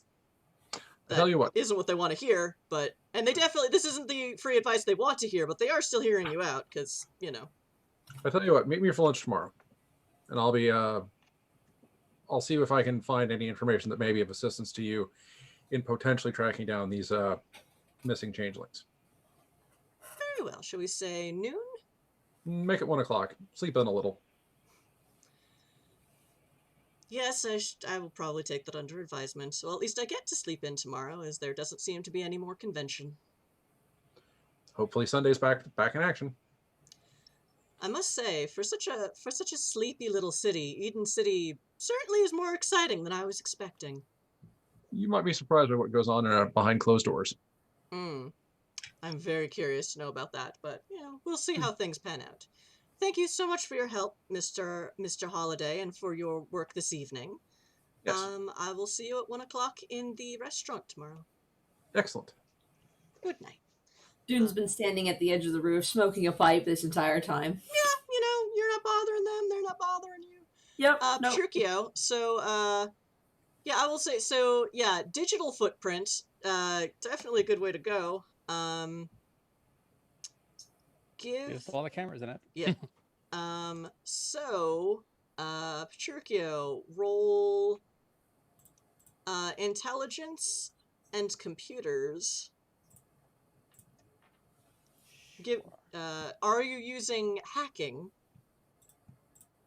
Sure, because I can take over computers that I'm not necessarily supposed to have access to as part of this. Including, yeah, well, give me the roll first. Uh-huh. And we will describe. So that is right. That is my base. 14. Okay. So 3 successes. I know. I have my chart. Sorry. You just mentioned you lost your table earlier. Sorry. I rewrote it. Did I bring this up? Right. Okay. Oh yeah, just barely. So rolling.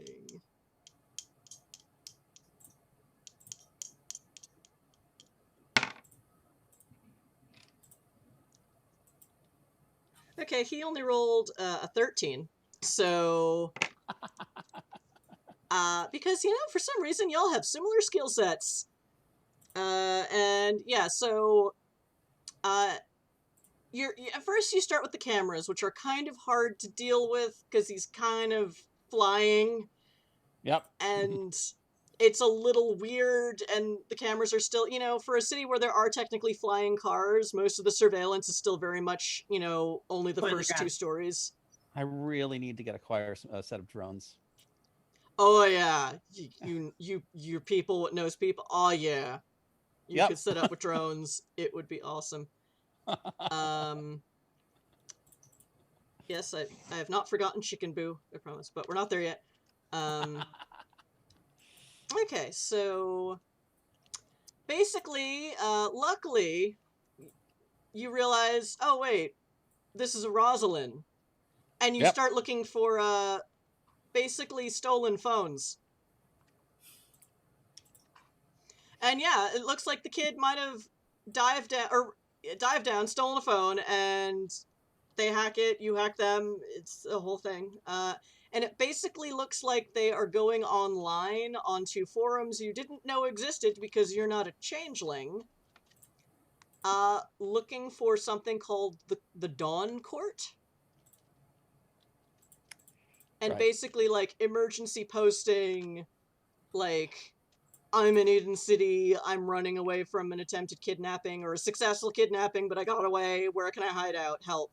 And immediately someone, like, gives them an address and is like, hello, I'm the Dawn Queen. I'm sorry to say, we are the Queen of the Dawn, please go to this address in College Town. And so you have an address. Great. I'm gonna changelings. Anyway. While those two things are happening, I'm gonna text anti-Batman. Me too. And she's like, you get a very jumbled text, which is basically the equivalent of, yes, please get away from that. Alright. I'm gonna snap my phone shut and head downstairs. Okay! When the anti-Batman says get away, we are getting away from both this and possibly also the hotel and taking the cousins with us. When a werewolf with full-on all of the renown tells you get the fuck off that rooftop, you get the fuck off that rooftop. They're a little confused. It's like, but also, basically, you kind of, you know, come on, and the rope. Yeah, the cousins are like, bye. And about the same time, you know, Gail Frentic comes like, change of plans, and they're all like, aw, and they're like, well, I'm sleeping here tonight, so the rest of you can go back to your rooms, and or not. The city is yours for the evening. You will not have to work tomorrow. We are still paying you because this is not your fault. You certainly did not invite any monsters to the convention. And basically Gail, like, shuts down the party because, like, I would like to sleep tonight. Yeah. And Dune's already like, you know, she's like, yeah, Sentinel, whistle, circle, come on, go guys. Like, even before Freddy comes down, Dune's already pulling all the wolf bloods up because anti-Batman said get the hell out of here, so. Yeah. And granted, it's probably just the rooftop, but better safe than sorry, because when the Sentinel tells you to do something, you get the hell out of there. Yep.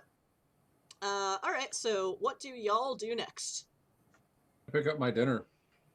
Yeah, there's in the party room. Yeah. Yeah. The Wizen set a plate aside for you. Excellent. I will be eating my dinner on the go. Yeah, he's like, sure. I pulled the cousins down. I will text to the wider company chat. I'm going to visit our kidnappee, hopefully in safer circumstance. And if anyone wants to join me, I could certainly use changeling help, because I don't really speak changeling. I'm not on the wider company network. I said the wider company network, meaning the one you're on. Oh, okay. Yeah, the one with Jimothy on it. You're going where? Do you recognize the address? Patricio, do you... Patricio, I'll put the address on the thing, yes. Dune, you immediately recognize this address, because remember that time where that goose stole that thing from that person that you didn't actually get to meet that time? In College Town. You know this building. Yeah. Dune does a thing where he grips his phone too hard and the screen cracks. Whoops. It's probably got one of those self-healing screens. Because hashtag wolfbloodlife. Cell phone's gonna get broke.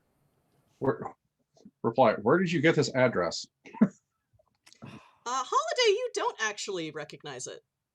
Reply, Probably, damn goose. It's not a place I would hang out because it's not my court. You generally know the Dawn Court hangs out in College Town, but you're not one of them. No, So you they're haven't. not my people. Yeah. But So do you still say something about where I got that address? Or... Yeah. No. Oh yeah, I will go ahead because like that's a rather out of the blue place to go looking for someone. Yeah. All you get out of Dune is all caps. Picked it up on Chatter while I was tracking him. Okay, sure. You need a changeling translator. This will turn out poorly.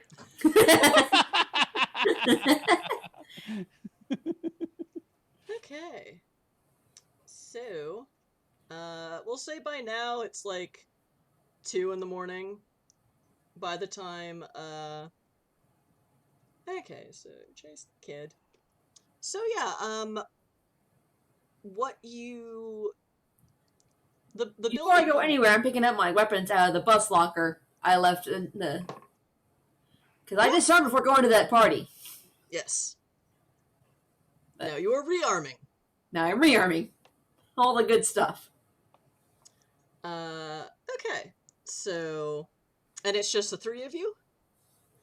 Apparently. I think Priceley is basically smashed at this point. Yeah, Priceley has Priceley and forgetting my own mage's name. Klaus. My brain. Maybe it wasn't enough caffeine.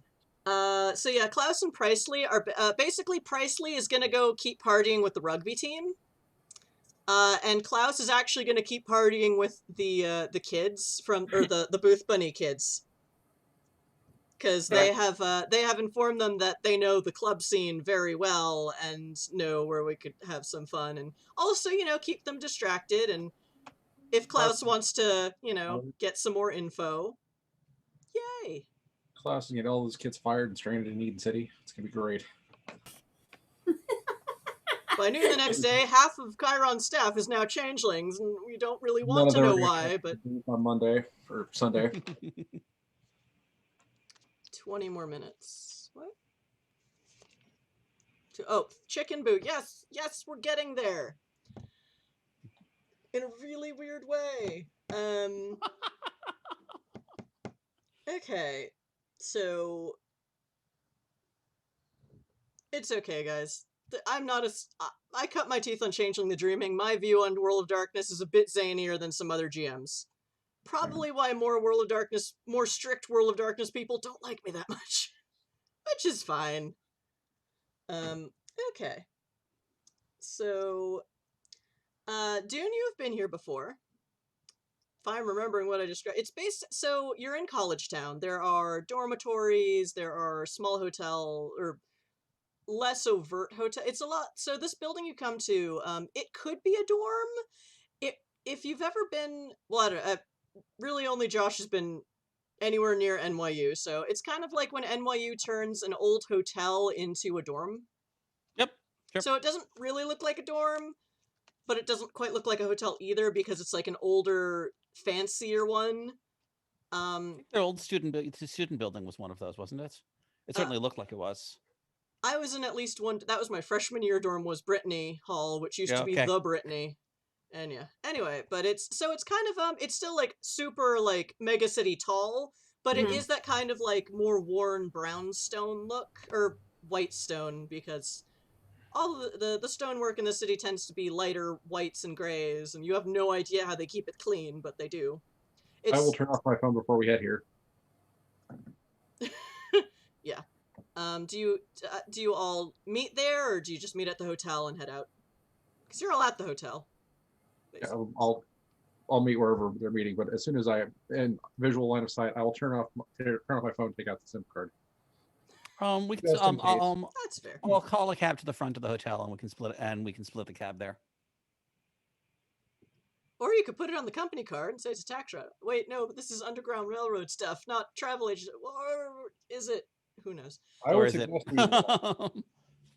would encourage us to walk. If it's close enough, we can just walk. Yeah, just College Town's like all the way across town, if I remember the map correctly. Where is my map? Your I map would- is in I would resources. point out that this person is being sought after by a mega corporation, and they know our faces in a town where they might have access to the security system. The Megacore does not have access to our security system.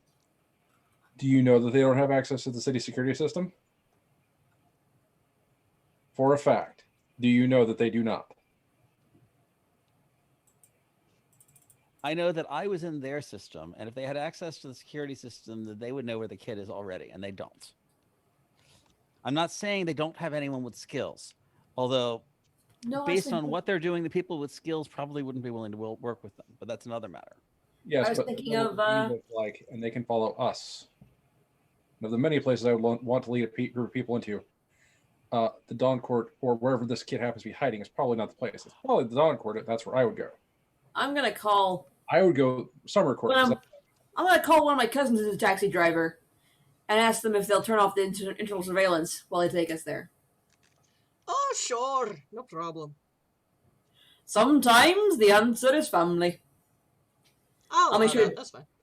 I'll tip him heavily once we get there. But actually, Financial District is near College Town. I was thinking of Steel Town. It's opposite side from. Yeah. But it's Old Town the center, and then Financial District around it, kind of, and then College Town's another section beyond that. It's. So. I mean, the city has excellent mass transit, and it's 2 a.m. in the morning, so a cab will get there relatively quickly. Yeah. So, but yeah, and he's like, "Hey, no problem, mate. Didn't you beat up the Thurzas today?" And yeah, I did, and these two hunted it with me. It was a grand Amazing! fight. Grand, that's amazing. Okay, a quick word on trauma. Don't keep bringing that up. It's not something I like reliving. Oh, I'm sorry. I'm sorry, No, sir. that wasn't him. That was it. Dude. Students To be fair, I didn't start it. Yay. Are we still cars? No, Vampiric Yoda, we are back in the world of semi-darkness. The world of dimness. We are in the world of gloaming. Glory. Thank you for the bits. So yeah, y'all make it to the, so do the rest of you turn off your phones or tracking devices, etc.? I'll take my phone out. You can definitely see that it's cracked. It's got cracks crazing the screen, and I will go ahead and take my SIM card out. I'll switch sims. I'd have a switch on the side for that. Yeah, you would. Yeah. And another GM reroll. Yay! Okay, so, yeah, you get there, and, Dune, it's the same kind of thing where it looks like this space used to be some kind of hotel. There's definitely some kind of, like, residential building rather than commercial, because you walk in and there's basically, like, just a front desk with a guard in a guard's uniform sitting behind it, although it's a different one, because you were here in the morning, and now it is 2 a.m. in the morning. So... Oh, so we got another GM +1, another player +1. So, and the guard just sort of looks you over, is like, hi, can I help you? What is the guard? The guard is an ogre. Yes. It's an ogre. I haven't seen one of those all day. There's a member of the Dawn Court who took refuge here probably relatively recently. I am interested in helping him out, and would like an audience. He's like, and he just kind of gives you a once over, and he's like, "You're here for the party, aren't you?" Sure. It's like, okay. He's like, it's okay. This is the, what are we calling them again? These, like, we're dawn and dusk. We don't judge. And we're Hashtag didn't know discreet. there was a party.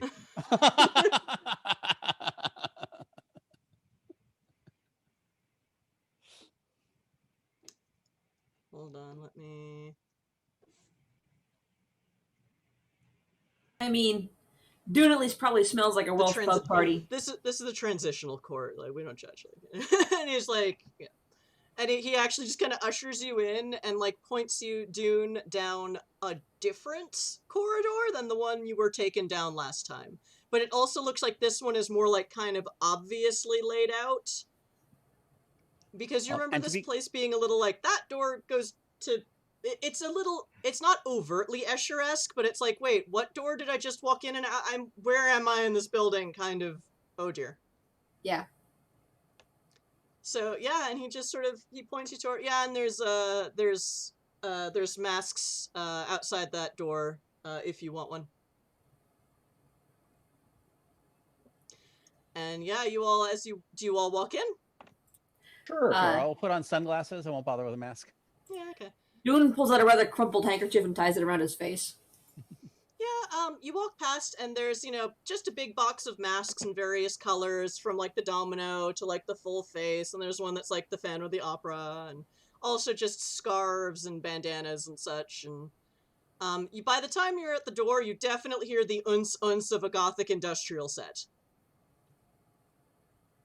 Mobius building. Yeah, kind of like that. Alright, and as you walk in the door, you get another spatial displacement of this room is much bigger than you thought it would be. And has anyone in this... Have any of my players not seen The Witcher? No, I've seen The Witcher. Technically, but I have not seen it, but I did read the books. Oh, okay. Well, do you remember the scene where The Witcher first encounters Yennefer? Yeah. So basically it's like that, but more people are wearing clothes. And it looks like this is more just the makeout room, and people are leading friends into other rooms adjacent for more intimate moments. And it's basically like this big throne, like a relatively medium-sized throne room. So, in his big, heavy canvas jacket, Dune has the most clothes on of anyone there. Oh, yeah. And a few people are into it. And it is a Gothic industrial set, and it's like, there are all these banners of basically a circle that is half sun and half moon. On also an alternating black and white background. Just lining up. And then there's this throne that is currently silver with black cushions, and on it is sitting a handsome-looking, non-binary presenting person with a giant chicken on their lap that they are making out with. And, like they're on a throne, which is on a dais, which is a bit above everyone else, and it's just, you can only just, and all three of you can see it. It is a giant chicken. Holiday, they are probably some kind of changeling. I'm not gonna judge. But yeah, maybe they called upon the weird, it's party. Dusk Court. Do you want to roll? I'll allow intelligence, politics, or occult for this one. You're like, oh, politics. This is a Dusk, because you're like, okay, this is probably a Dusk Court party. Politics. Intelligence plus politics? Yeah. Let's go for numbers. Woohoo. I got an 11. Okay. No, I got a 12. Sorry. Okay, so that's 2 successes. You don't know much more about the Dusk Court. They feed off of fatalism, but instead of being like doom and gloom, they often kind of turn hedonist. They're usually a lot more powerful in most systems because they're like, the end is near, let's make out. So sure. they often have a lot of fun parties, and the Spring Court really dig them, and it's interesting. And they not in every city the courts don't always share that well, but it looks like here the Dawn and Dusk courts are cohabitating. Share alike. Yeah, cohabitating. The really weird thing. I said it was you're changing, you just feel this. So the interesting thing about the mantle of the Dusk Court is that it's not really a feeling unto itself. It nullifies other people's mantles. Oh, fun. So you are getting like snippets of like spring and summer and nebula and and you're getting bits and pieces here, but it's almost like a strobe effect of mantles as they're fading in and out as they're making out with the Dusk Court people in their midst. Some of them are even Dawn Court, because, they're friends. But the closer you get to this throne, the less you feel any mantle readings at all, because this guy is clearly this person is clearly the monarch of the Dusk Court. And is making out with a giant chicken. Doom's gonna hang back, because the last time he had to deal with large fowl and this building, it didn't end well. Yeah, you're not feeling great. The Dusk Monarch does not notice you. And will just keep making out with their chicken boo. Thank you. Sorry, friends, I didn't have enough time to set up the whole spiel, but, Redeemed custom NPC drop. Pigeon Man's female arch nemesis, Darth Raven. We want to wait for next week. Gonna have to wait for next week. We got 15 minutes. So, what would you like to tell the person? I mean, there was a very Raven-looking person making out with some people, but, a whole bunch of people here are dressed like ravens, because it's a very goth aesthetic. Yes. So, changeling courts are fun. But yeah. Did I get a good whiff of the kid when I was on the rooftop? Well, I'll just say yes, and you don't really smell him right here, but you suspect this building might be bigger on the inside, so... I don't suspect. I know. I'm pretty sure, because the last time I was escorted to the Dawn Queen's chambers, it wasn't here, but there's no room for it not to be here if this is as big as it really is, yeah, From what you remember, her chambers were a completely different aesthetic. Kind of, Rococo, but with very pale, not quite pastel, but, creams and golds and... Yeah. Not super ostentatious, but just oh, this is nice, kind of. Anyway, so... Yeah, he only rolled a 2 on his notice check, or their notice check, so they are just continuing to make out with their chicken boo. They're going to be at this for a while if you don't say something.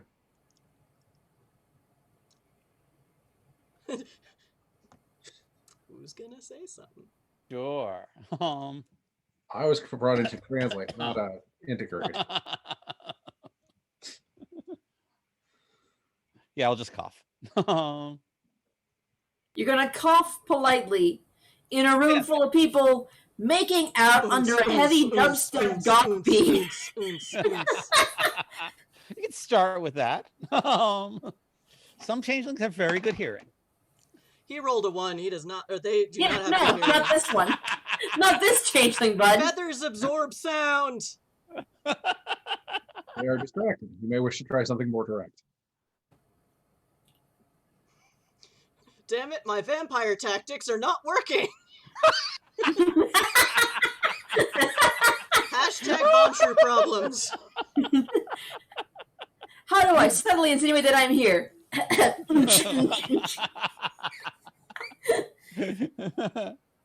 The poultry is down. The poultry is down. The government's a platypus. My teacher is a platypus. Link me to that one later. I have no idea what it is, but it sounds awesome. Okay, so... All right. So, hey there. Hey there? Okay. Louder. Oh, that's better, yeah. They kind of are like...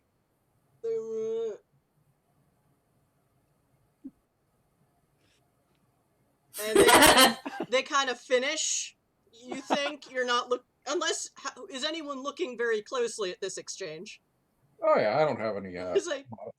Yeah, it looks like they finish, and they're just like, they kind of whisper something in where you assume their boo's ear is, and the chicken just kind of shrugs in their chicken way and just sort of hops off, and this chicken is human size, it's about at least 5'8", and they just kind of saunter off and start pecking at a water dish, and I'm actively avoiding the chicken. yeah, they are paying no attention to you. Actually, it does look, it looks like a rooster, so we'll say he. This is a male identifying rooster chicken. Anyway, And the Dusk King kind of like, how can I help you?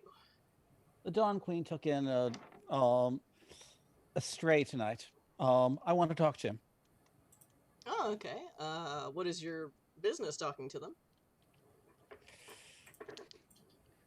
I'm the night watchman, so to speak. I have the right to ask. I want to offer my help. Also, it's a family matter. Okay.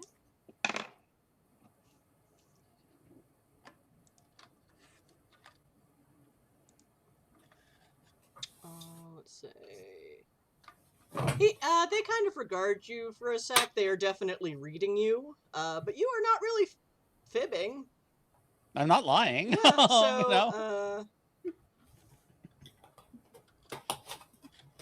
Telling the truth, the whole truth, nothing but the truth. Well, okay, not nothing but the truth, but you know, some of the No, truth. nothing but the truth. Just not necessarily the whole truth. Yeah, you're leaving out big things, but you know. I'm actually telling the most important one, so you know. Okay, and they kind of snap their fingers, and one of the guards, a guard you didn't really even see until they wanted to be seen, kind of just walks over, and they kind of whisper, and it's like, the Dawn Queen, well, she was going to be here tonight, but then, you know, things happened, and yeah, we're sort of doing our part by continuing on with the party. She is doing something more in line with her skills. She was going to be here tonight, but, you know, things happened today. A lot of things happened today. You don't say. Yeah. Did they now?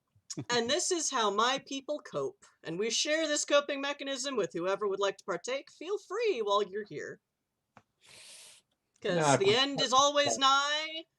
So... Party like it's 1999. Indeed. Yeah. Most nights this is a private party, but there's a lot going on, so I say the more the merrier. Like... I punched God today. I'm good. Nice. You know, find yourself a friend, and let's just all forget about the impending return of the Thursas for a while, and yeah, feel free to participate. No. I punched God today. Oh shit, you were there? Yeah. Good. I mean, We were all there. I mean, you will easily have the respect and renown across all of the courts in Eden City, even though it is ultimately futile, but, like, well played. That's awesome, man. Well, we have to burn out so that there's something to fade away into. Sorry, say that again? We have to burn out. We have to burn brightly so that there's something to fade away into. Fair. Okay.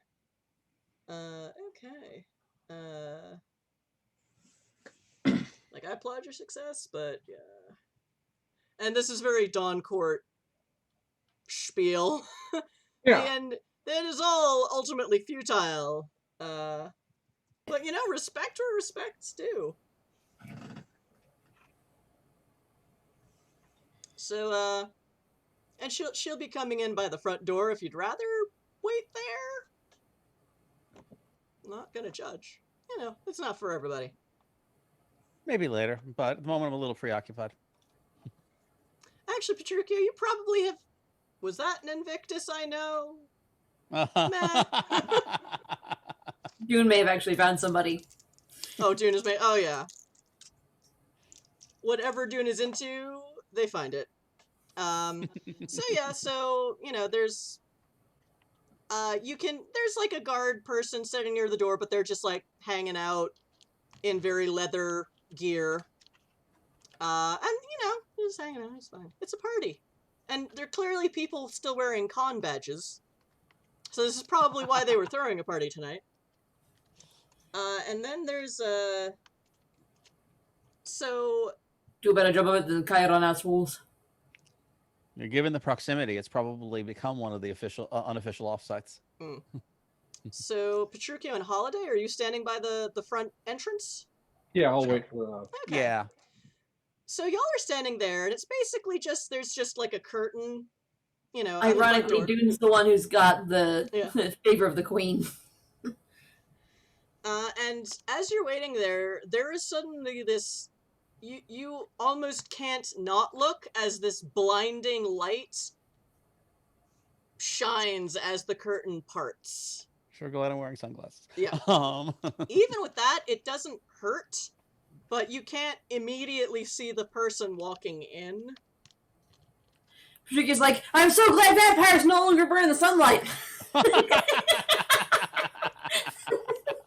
That Actually, too. yeah, it's like it is part like the scene where Gandalf is like, "Look for me by dawn on the second day," and there's a whoosh dawn.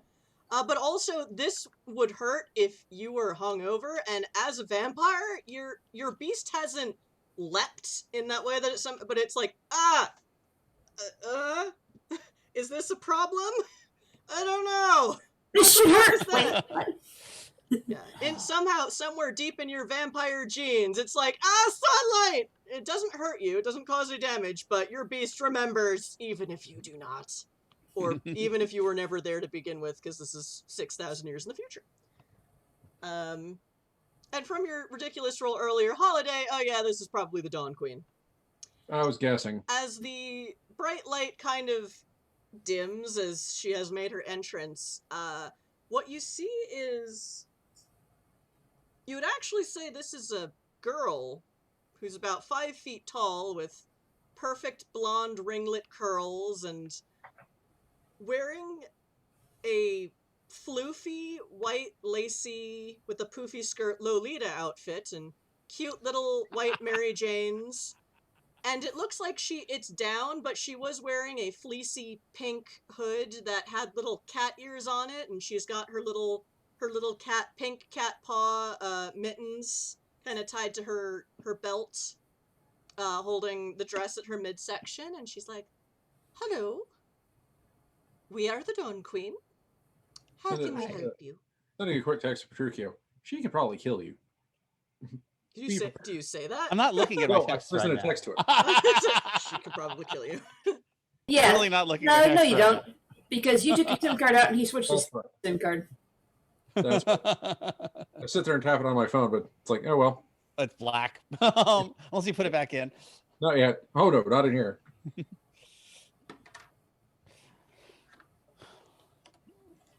Yes, pink cheeks, golden curls, like she looks like she's 12. Like all of you know that age is incredibly deceiving in this era of ridiculous technology and openly magical powers, but she looks like a little Lolita cupcake girl. Completely different aesthetic than the goth BDSM party going on. But she also doesn't seem at all fazed by it. She's just like, "Hello, so how can we help you?" I'm looking to talk to the flying boy. In a situation he'll feel safe. All right.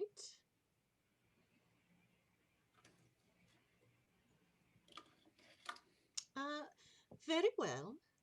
Let me take you to our chambers, where young Anton is recuperating from his ordeal. Good. And she just smiles very sweetly. But yeah, Petruchio, you are getting a vibe. This is... You should maybe not underestimate the tiny Lolita... I don't. Lolita Dawn Queen. Okay. I have politics small degree, child but you know. And we'll tear your head off. Cute little children. Danger, Will Robinson. Also, vampire. I'm used to cute little children that are super scary. Actually, it is... Well, yeah, the masquerade Super has rare. kind of been thrown out the window, but it's still, like, you don't really embrace children. Yep. Because it's, like, in the old days, at the masquerade, it was an obvious, immediate masquerade breach, like, within a couple years. But now it's just like, we don't really do Creepy. that. It's creepy. Creepy as fuck, yes. He once embraced a baby. He still visited. It lives in the Bronx.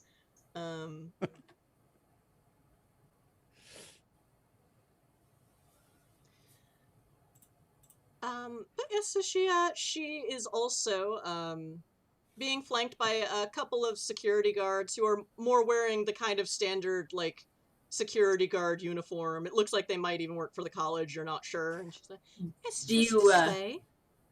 do you signal Dune to follow you? Dune, Sure. the bright light definitely woke you out of whatever you were doing. Cool. Okay, then Yeah. I'm gonna head over. Well, that's clearly something I need to take a look at. I mean, this is Long Queen, so And she kind of regards she mostly is looking more closely at Holiday and Dune. It's like, "Oh, I take it, were you on the rooftop?" Yes. The other rooftop. They were on that rooftop. Very Aye. well, come along. and 'twas very fun that I should get off the rooftop, though. I believe that we have met before, madame, or at least I have been of your service. Oh, under what circumstances?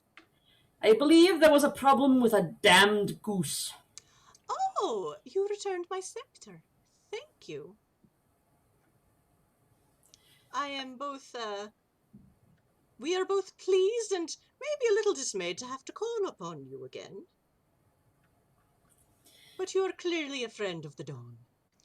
And she just leads you, again into the, not overtly, but kind of eschery, all the things This happening. one's slightly more weird because I recall it was more doors were doors are, you This know. feels more weird in a familiar way. And it's like, okay. And so, yeah, you walk again into this room that is all like soft creams and whites and golds, rococo, and completely fits the owner. And there are banners again of the half moon, half sun with the black and white background. But not as many because this is, maybe just like 2 by the door because these are her personal chambers. Yeah. If you don't remember who belonged to, you're in the wrong place. And there's definitely one chair that's a little bit higher than the others. It's not on a dais, but it's definitely built to be a bit taller than the other chairs and couches. In what's basically a more of a kind of one of those cocoon-shaped chairs, but still with the same upholstery and gold and silver. Is kind of huddled that kid that you saw before. Holiday, you can see he's kind of got his wings wrapped around him. He's also got like they brought him a very rich, heavy blanket, and he's like sipping something warm out of a cute little mug. And it looks like there's kind of it looks like a tea set, only it's got mugs. Because it's hard to manage a tiny teacup when you've been traumatized and or almost kidnapped, and the guards just flank the door, and she just, we invite you into our chambers. Come in peace and go in peace, and just motions you. There's couches and settees and things to sit on, and I hover by the door with the other security guys. She doesn't seem to remark on it. She just she already remembers you're in the Mercs Union, and she just Also, sits. a big and tall and scary guy, and like, this is not what we need right now. And she just sits in her high chair, very primly, like a little princess. It's like, dear Anton, it seems like these are some of the people who, I suppose, tried to help you on the rooftop. So, you are safe so long as you're here with us. And Anton looks a little like, still, but he's not freaking out.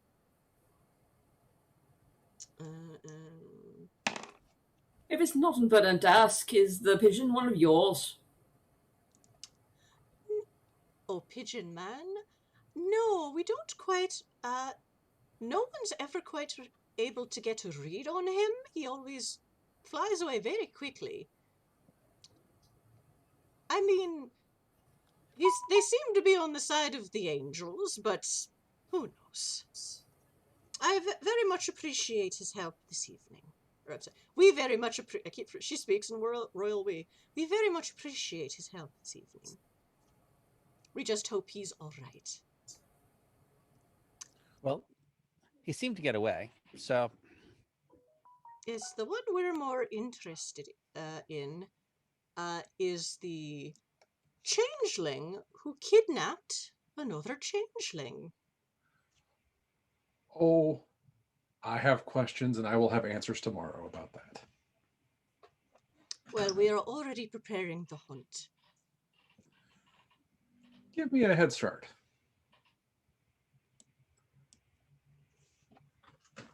He's a friend of mine. Okay, you just say that. Who's gonna roll is like, roll perception check. I am... Oh, was that the one you were talking about earlier? Yeah, that's Johnny. Right. Okay, so Anton is kind of quietly drinking his, probably just some, like, chamomile tea. Dune, you just smell chamomile tea. Yeah. And he's kind of... I'm breathing through my mouth because I remember smelling goose in this room and I don't really want to have a repeat of that. That would be a bad thing. You don't smell goose anymore. But you do feel this weird sense in the room. It's generally upbeat, but this feeling that anything can happen. And you're not sure you believe that it's an upbeat thing, but okay. Petruchio, Anton is, his eyes kind of stop on you in particular, and you get a sense that he just recognized what you recognized, and he is just quietly sipping his tea because the code is, you know, Eden's system is weird, and he doesn't know you, but it's like, alright, I'm just gonna shut up until I have more information, which, again, confirms that, you know, he has been well trained in the ways of House Rosalind. Yep. So I will sit next to him. If I can get such that we some privacy such that there's no one's within the earshot, we can we'll talk like more open. Otherwise, we can talk in code. He will actually just quietly start talking to you in code because it is a verbal language. Sure. And he's just, the Dawn Queen is listening, but doesn't seem to understand what you're saying, but also isn't prying because we treat other changelings with respect here, especially those who've just been through a trauma. We may have a problem. So how'd you get... While they're talking, I'll be having a conversation with Dawn Queen. Okay. There's a noise. Someone is now following us. Thank you. Wear tag. Thanks. It's after 10. When after do we 10. want to keep going? We'll go a little bit longer, but yeah. So Okay. So first we'll do Petruchio's real quick, and look, I'm a changeling. Got that. The family doesn't know yet. But I understand the current patriarch is not quite as tolerant as the previous one. Yeah, I mean, my family were living in Pluton. So what happened? So I grew up on Pluton, not on Emergent. No, it was not in the core. I mean, I've been there, not recently, and Sure. I just went on like a college spring break with some buddies out to the Verge, and next thing I know, I am escaping, you know, entrapment by the Thursaz, and I get home and there's some other guy with my face in my room, and Fetch, right? yeah, so I mean, the Dawn Court isn't as strong out there, but they're still on real good terms with the Dusk Court, and they can start some shit, and so my fetch isn't a problem anymore. Like, I mean, I had to take care of it myself because that's what you do, but I got my life back, but my parents don't know. I presume the rest of the family doesn't know. Where do you want her to take things? Do you want to keep it that way? Do you want to go back home? I don't. Do you want to stay out here? What do you want? I don't know. Eden actually seems like there are a lot of changelings here. I noticed. And like the Dawn Court back home does not have like even this much stuff. Like, it's whoa. But yeah, I mean, so again, like I was just going to school in Pluton, and this asshole another changeling kidnapped me, which is bad for him now that I'm out. Like, we don't do that. You don't say. It's I mean, you can imagine it's a common trauma for all of us. Like, you just don't kidnap another changeling. So, like, okay, she's my queen, but does she weird you out the way she's weirding me out? She's fine. Like, so these two are basically speaking in, like, leet speak. Mm-hmm. Super. It is a weird language code. Neither of you know this language. It is just like... But I mean, this is a big galaxy, and there are a lot of small colloquial languages, and maybe this has something to do with why Petruchio wanted to help so much. Because Petruchio doesn't always really want to help, but in this case, In this case, suddenly, Petruchio, you are also, being this close to him, getting that weird, like, static shock feeling off of him. Roll me intelligence occult. Sure.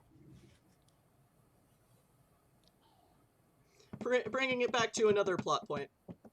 I mean, Dune speaks Welsh, so, he's not unfamiliar with the little languages that accumulate, but... I will still Space roll Welsh. on this. It's not my favorite roll, but that makes it 8. Voodoo Lukarensky, you should see 13. her in her goth Lolita outfit. It is amazing. Sorry, you were saying? 13. I'll take the +1 for fortune. Okay. Oh wait, 13 is the 13 the No, threshold or 14? 14 is 14. 14. So I'll take the +1 for fortune. So you kind of, your brain kind of, like, a lot has happened in the last 48 hours to you. Mhm. But you remember back to that message you got from your friend on the panel that was also in this language from someone who shouldn't have known it.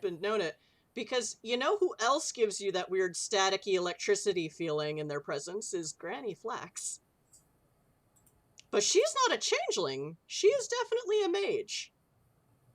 But the whole, like, thing just comes full circle in your brain, and you're like, oh, I have so many weird details right now.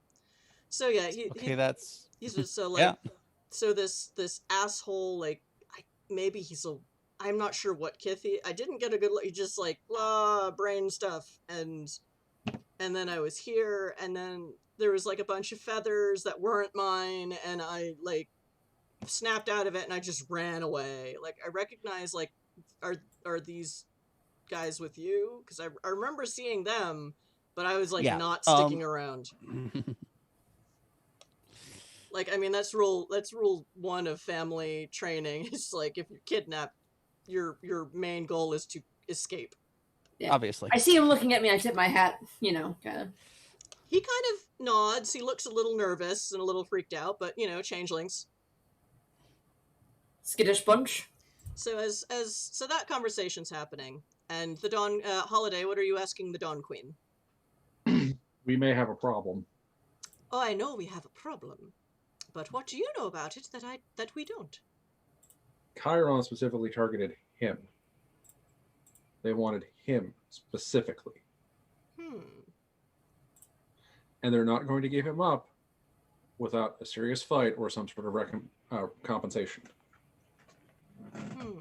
I clued in their point person on this that getting involved with the Changeling Court is probably a foolish decision, especially as one as powerful as in Idun City as any of the courts that operate in Idun City, and that it would be a very foolish decision to continue to try to prosecute this. However, I'll be meeting with them at 1 o'clock tomorrow afternoon to sort of feel out what they want to try to do. And I will again try to dissuade them from actively pursuing this. And as you two are having that conversation, the kid kind of looks up when you start mentioning Chiron. He's like, and he says very quietly to Petruchio in this weird language, my family was sent to Pluton specifically to deal with Chiron, depending on what the family wanted. So Chiron probably wants you for leverage. Yeah, that would be my guess. Right. Well, we better make sure they don't get you then. Also, the head of the point person can identify changelings on sight, and I'm not sure how. And, like, all the like, even the Dawn Queen is like, She picked me out of a crowd. And the kid also looks kind of freaked out by that because that's not supposed to happen. Are my Yeah, I know. allies elite? Include contacts running back to the family? Yeah, like, you wouldn't be able to smuggle yourself into the core, but you do still have connections, because it was basically like, if anyone in your family does suspect, like, or I forget, did you? My dad knew. Yeah. My mom. Yeah. Now I'm not sure whether he's still alive. I don't remember exactly how old I am. You but probably still have contacts in the family, like, you know, I mean, you're basically the space Medici. So there's secrets within secrets, but as long as, you know, we're all working in the best interests of the family, and definitely at least your dad recognized, yeah, having a vampire in the family, even if they can never go back to the core, is a good thing. Or at least a useful thing, which is about... Yeah. So yeah, like, various people in the like, yeah, just don't let the head of the family know, because this one is a lot less supernat tolerant. But you know, like, you've lived here, you know. So look, I options. can probably send word if you're willing to have your parents know. I can probably, or somebody else. I can probably send work back, and people can put pressure on Chiron. No one can legally kidnap changelings in this system, can they? No one can legally kidnap changelings in this system. He's still speaking in secret Cody nerd language. Space Medici because code. this involves our shared background that y'all don't know. You have a background? Origin elite. Space Ptolemies, no. Actually, yeah. Well, anyway, yeah. So it's probable that Chiron probably just wanted to kidnap me, not knowing I was a changeling. And then they figured it out. At which point you were even more interesting to them. Yeah, I heard it. Yeah. Okay. Like, did they mention that? Did you all update me when we were in the cab? No, but you can ask now if they said anything, because you know that I can hear stuff. I don't know. I didn't quite hear what they were saying after you flew off the roof. I was more interested in tracking you. Yeah, but if you ask Dune, he'll tell you, because Dune was there, and you know Dune has enhanced senses. But Dune was. Hey Dune, yes? What did they say after the kid jumped off the roof? So I was standing a bit far away, but the gist I got was that the director was very interested in getting their hands on this person here, and that they were talking about perhaps doing research which, combined with the other bits that I have learned of Chiron's practices, probably meant some kind of vivisection. No, it wouldn't have been vivisection. Kid's too important. The read I got was that they were surprised something's unexpected. I don't think they expected him to be a changeling. Fair enough. But I did hear they could not give him back. What they said precisely, if I recall correctly, which I may not, was that there were research opportunities here in addition to the other opportunities they had ideas for. So if I had any recommendations, I would say to keep him out of their hands entirely. Clearly. Oh, without question. Yes, you should know. You should know. Unless you want to go to Chiron, and he's like, nope. My lady, you should know that one of the things they mentioned having back on... This was before we went to the roof, but in the party they mentioned that they had technology for sensing fetches and other things of the hedge. The Skyrun Corporation. I don't know how far the research has advanced, but it seems like something you should know, even if it is not allowed here, and the mayor was very against it as well. In person. Oh, interesting. Oh, you've met the mayor. How are Indeed. they? And as fine a fiddle as ever. They were wearing a horse skull last I saw them. They're a very interesting individual. Yes, there's been a lot of scuttle about that Chiron might in particular be studying supernatural abilities and bloodlines to further their technological advancements in medicine and the like. But, young man, did they want you for something other than research? And he's just kind of like, I think they wanted me for political leverage in Pluton. And she kind of waits to see if he says anything else, and then is like, all right, so yes, objective one is this young man will not fall into the hands of Chiron Corp. That is certain. He is safe here with us, and if this building should become compromised, we do have other options. But it won't be. And she has a teacup and just kind of quietly sips some chamomile tea. However, there is the problem of the traitor. Oh, yes. Yes, there is. Yes, there is. We certainly have plans for them, if we can catch them. Mr. What was your name, sir? She looks at Holiday. Holiday. Will you be helping us with this, or will you be hindering us? Let me talk to him first. I'll find him. I have no problems doing so. Very well. As queen, I will still have to send out my own forces, but... I have no doubt that you will. If you would wait until 2 o'clock tomorrow afternoon to do so. As that will let me find him, put him in a spot where you can find him and have my meeting with the nice lady at Chiron. the nice person from Chiron. Very well. You did clearly help a member of my court, so I will acquiesce to this. I was ready to grab him and go through the floor. Ooh. I have that particular power. I So was many ready powers. to make sure that he was not in that situation for very long. But then we had a pigeon strike. Yes, that's a very interesting person, but... My aunt seems to be not very fond of him. Not sure how he knew. Who is your aunt? Ah, my sainted aunt. My sainted aunt Batman. What's her name? The Sentinel. That's her name? Like I thought she had like... That's her name. Right, but I was gonna say her name, like her given name, because like I don't know. Okay. You can give her. I don't remember her given name because I don't have a character wiki yet, and I need one. Auntie Tilda, let's say. Well, yeah, this event is it.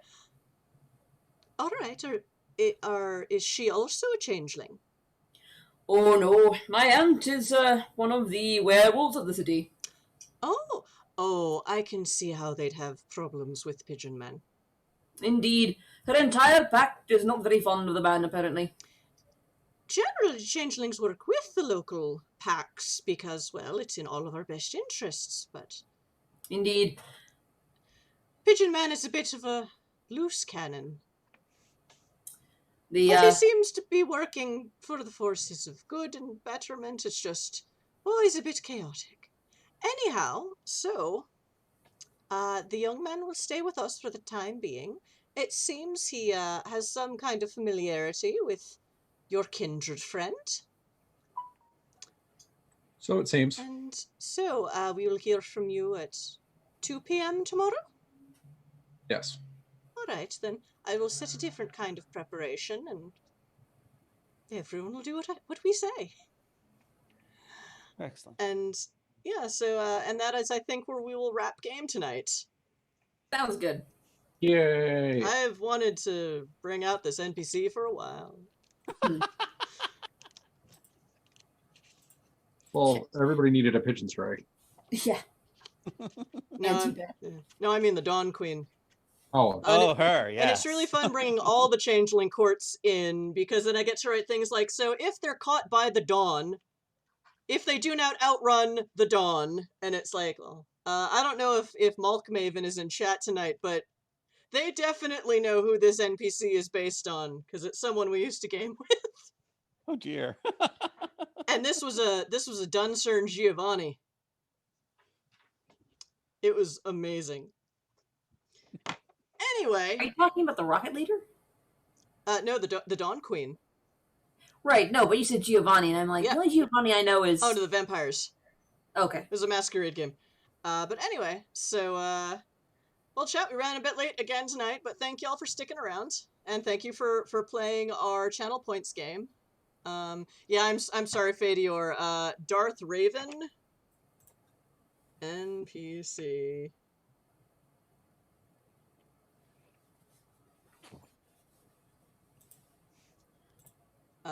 Will have to come in later, but you know, superheroes wasn't something I was planning for this setting, but I will happily bring them in.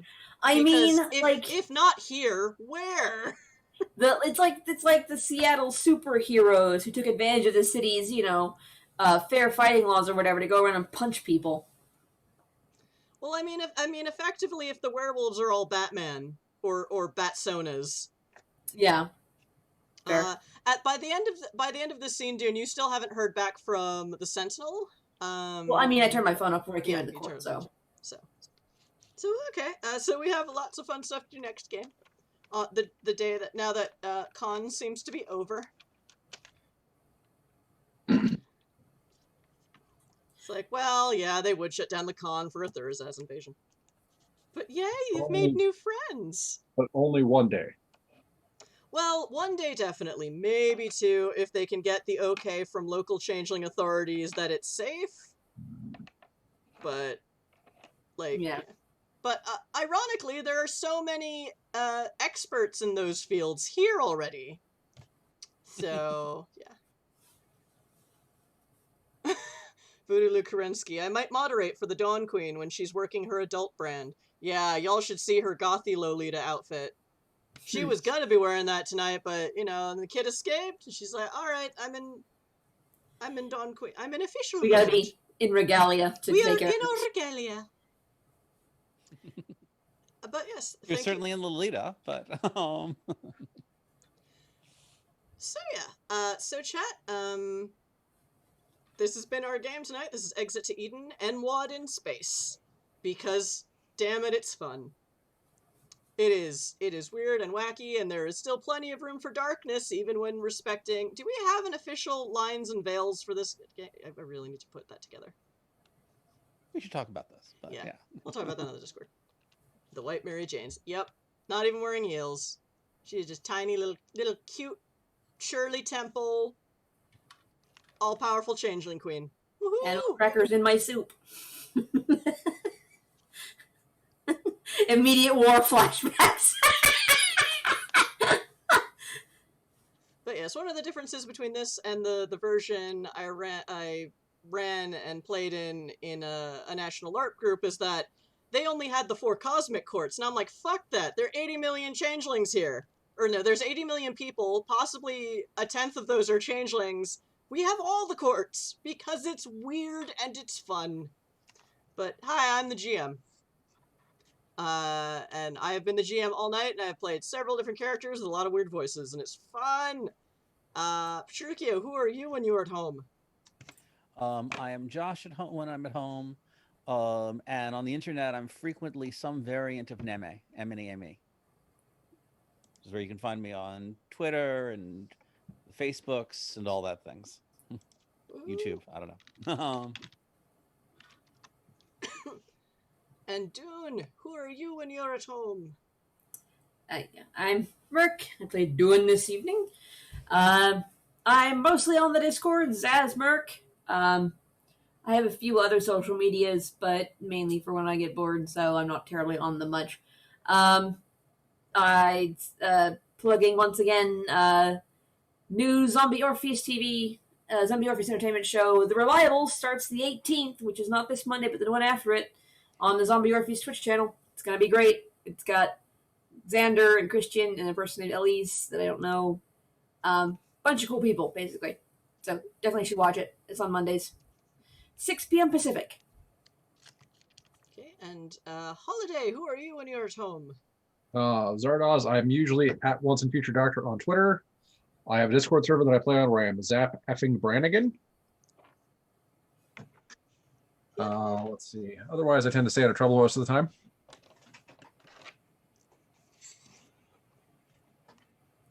I completely believe that.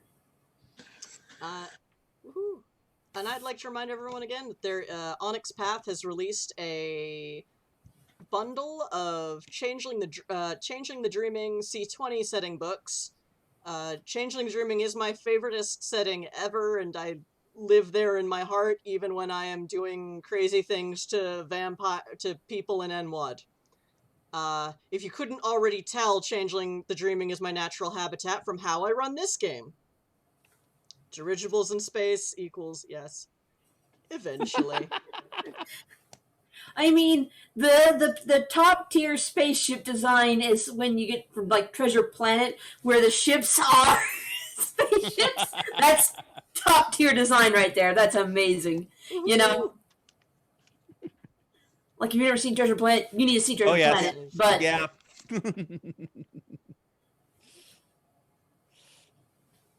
But yes, buying this bundle helps fund one of the people who has a person who has greatly contributed to Changeling the Dreaming, or I'm blanking on all of their names right now because it's late and I have not had enough caffeine.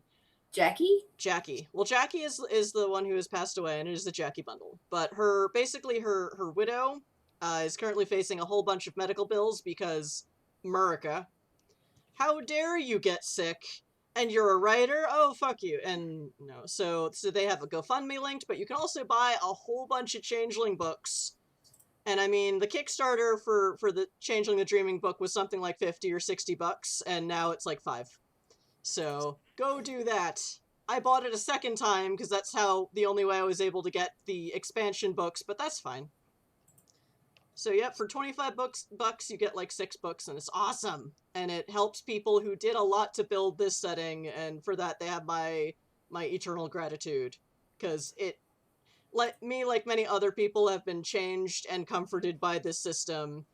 Unfortunately, I recently had to turn off my Changeling campaign, which is all childlings fighting evil, because it's just become too difficult to write for it. Writing for a weird dystopian space future is a lot easier right now, but once quarantine ends and we get to some new kind of normal, I will be back in the Dreaming, torturing those players as well. So torturing Josh maybe twice a week. Oh no. Yay! Or 6 times a month. Links on your Facebook? I have not linked it on our Facebook. I should do that. It is linked on our Twitter right now, but it's a retweet of another streamer that I was following that day, and I was on too much caffeine that day to realize I should just make my own post. But maybe I'll do that tonight. And I think it's open for another, like, 2 weeks at least. So we've got time. But yeah, go buy books. Be safe. Be healthy. Take care of yourselves and each other so we can all keep being weird in space together with monsters who are the protagonists, but also maybe monsters who burn down buildings. Allegedly. He had a very valid reason for burning down that building. It was in the name of public safety that we burned down that building. I was nowhere near this building at the time. I don't know what you're talking about. As a player, I had nothing to do with burning down that building. Okay. There was a bunch of firethorn, which is a public health hazard, so we're like, okay, this is going to either eat the entire building or we burn the building down to get rid of it. So we burn the building down to get rid of it. Literally, if we hadn't done that, it would have become a public problem. A very public problem. Yeah, that's It fair. was a preemptive firethorn thing. Yeah. Let's go with that. Alright, we are going to raid Pixel Circus, who are running Damsels in Dice, which is, I believe, their Disney princess campaign, including Princess Leia. I don't know who's on tonight, because I haven't looked yet. But, yeah, so, viewers, stick around for a raid, and we'll see you same Welsh Bat time, same Welsh Bat channel next week. So, yes, be safe. We love you, bye! Hit enter. Oh, wait, no, now I have to wait for the raid command, so almost bye. But yes, thank you all for coming. I hope we could give you a few minutes of ridiculous escapism from the ridiculous week we have all just had. So,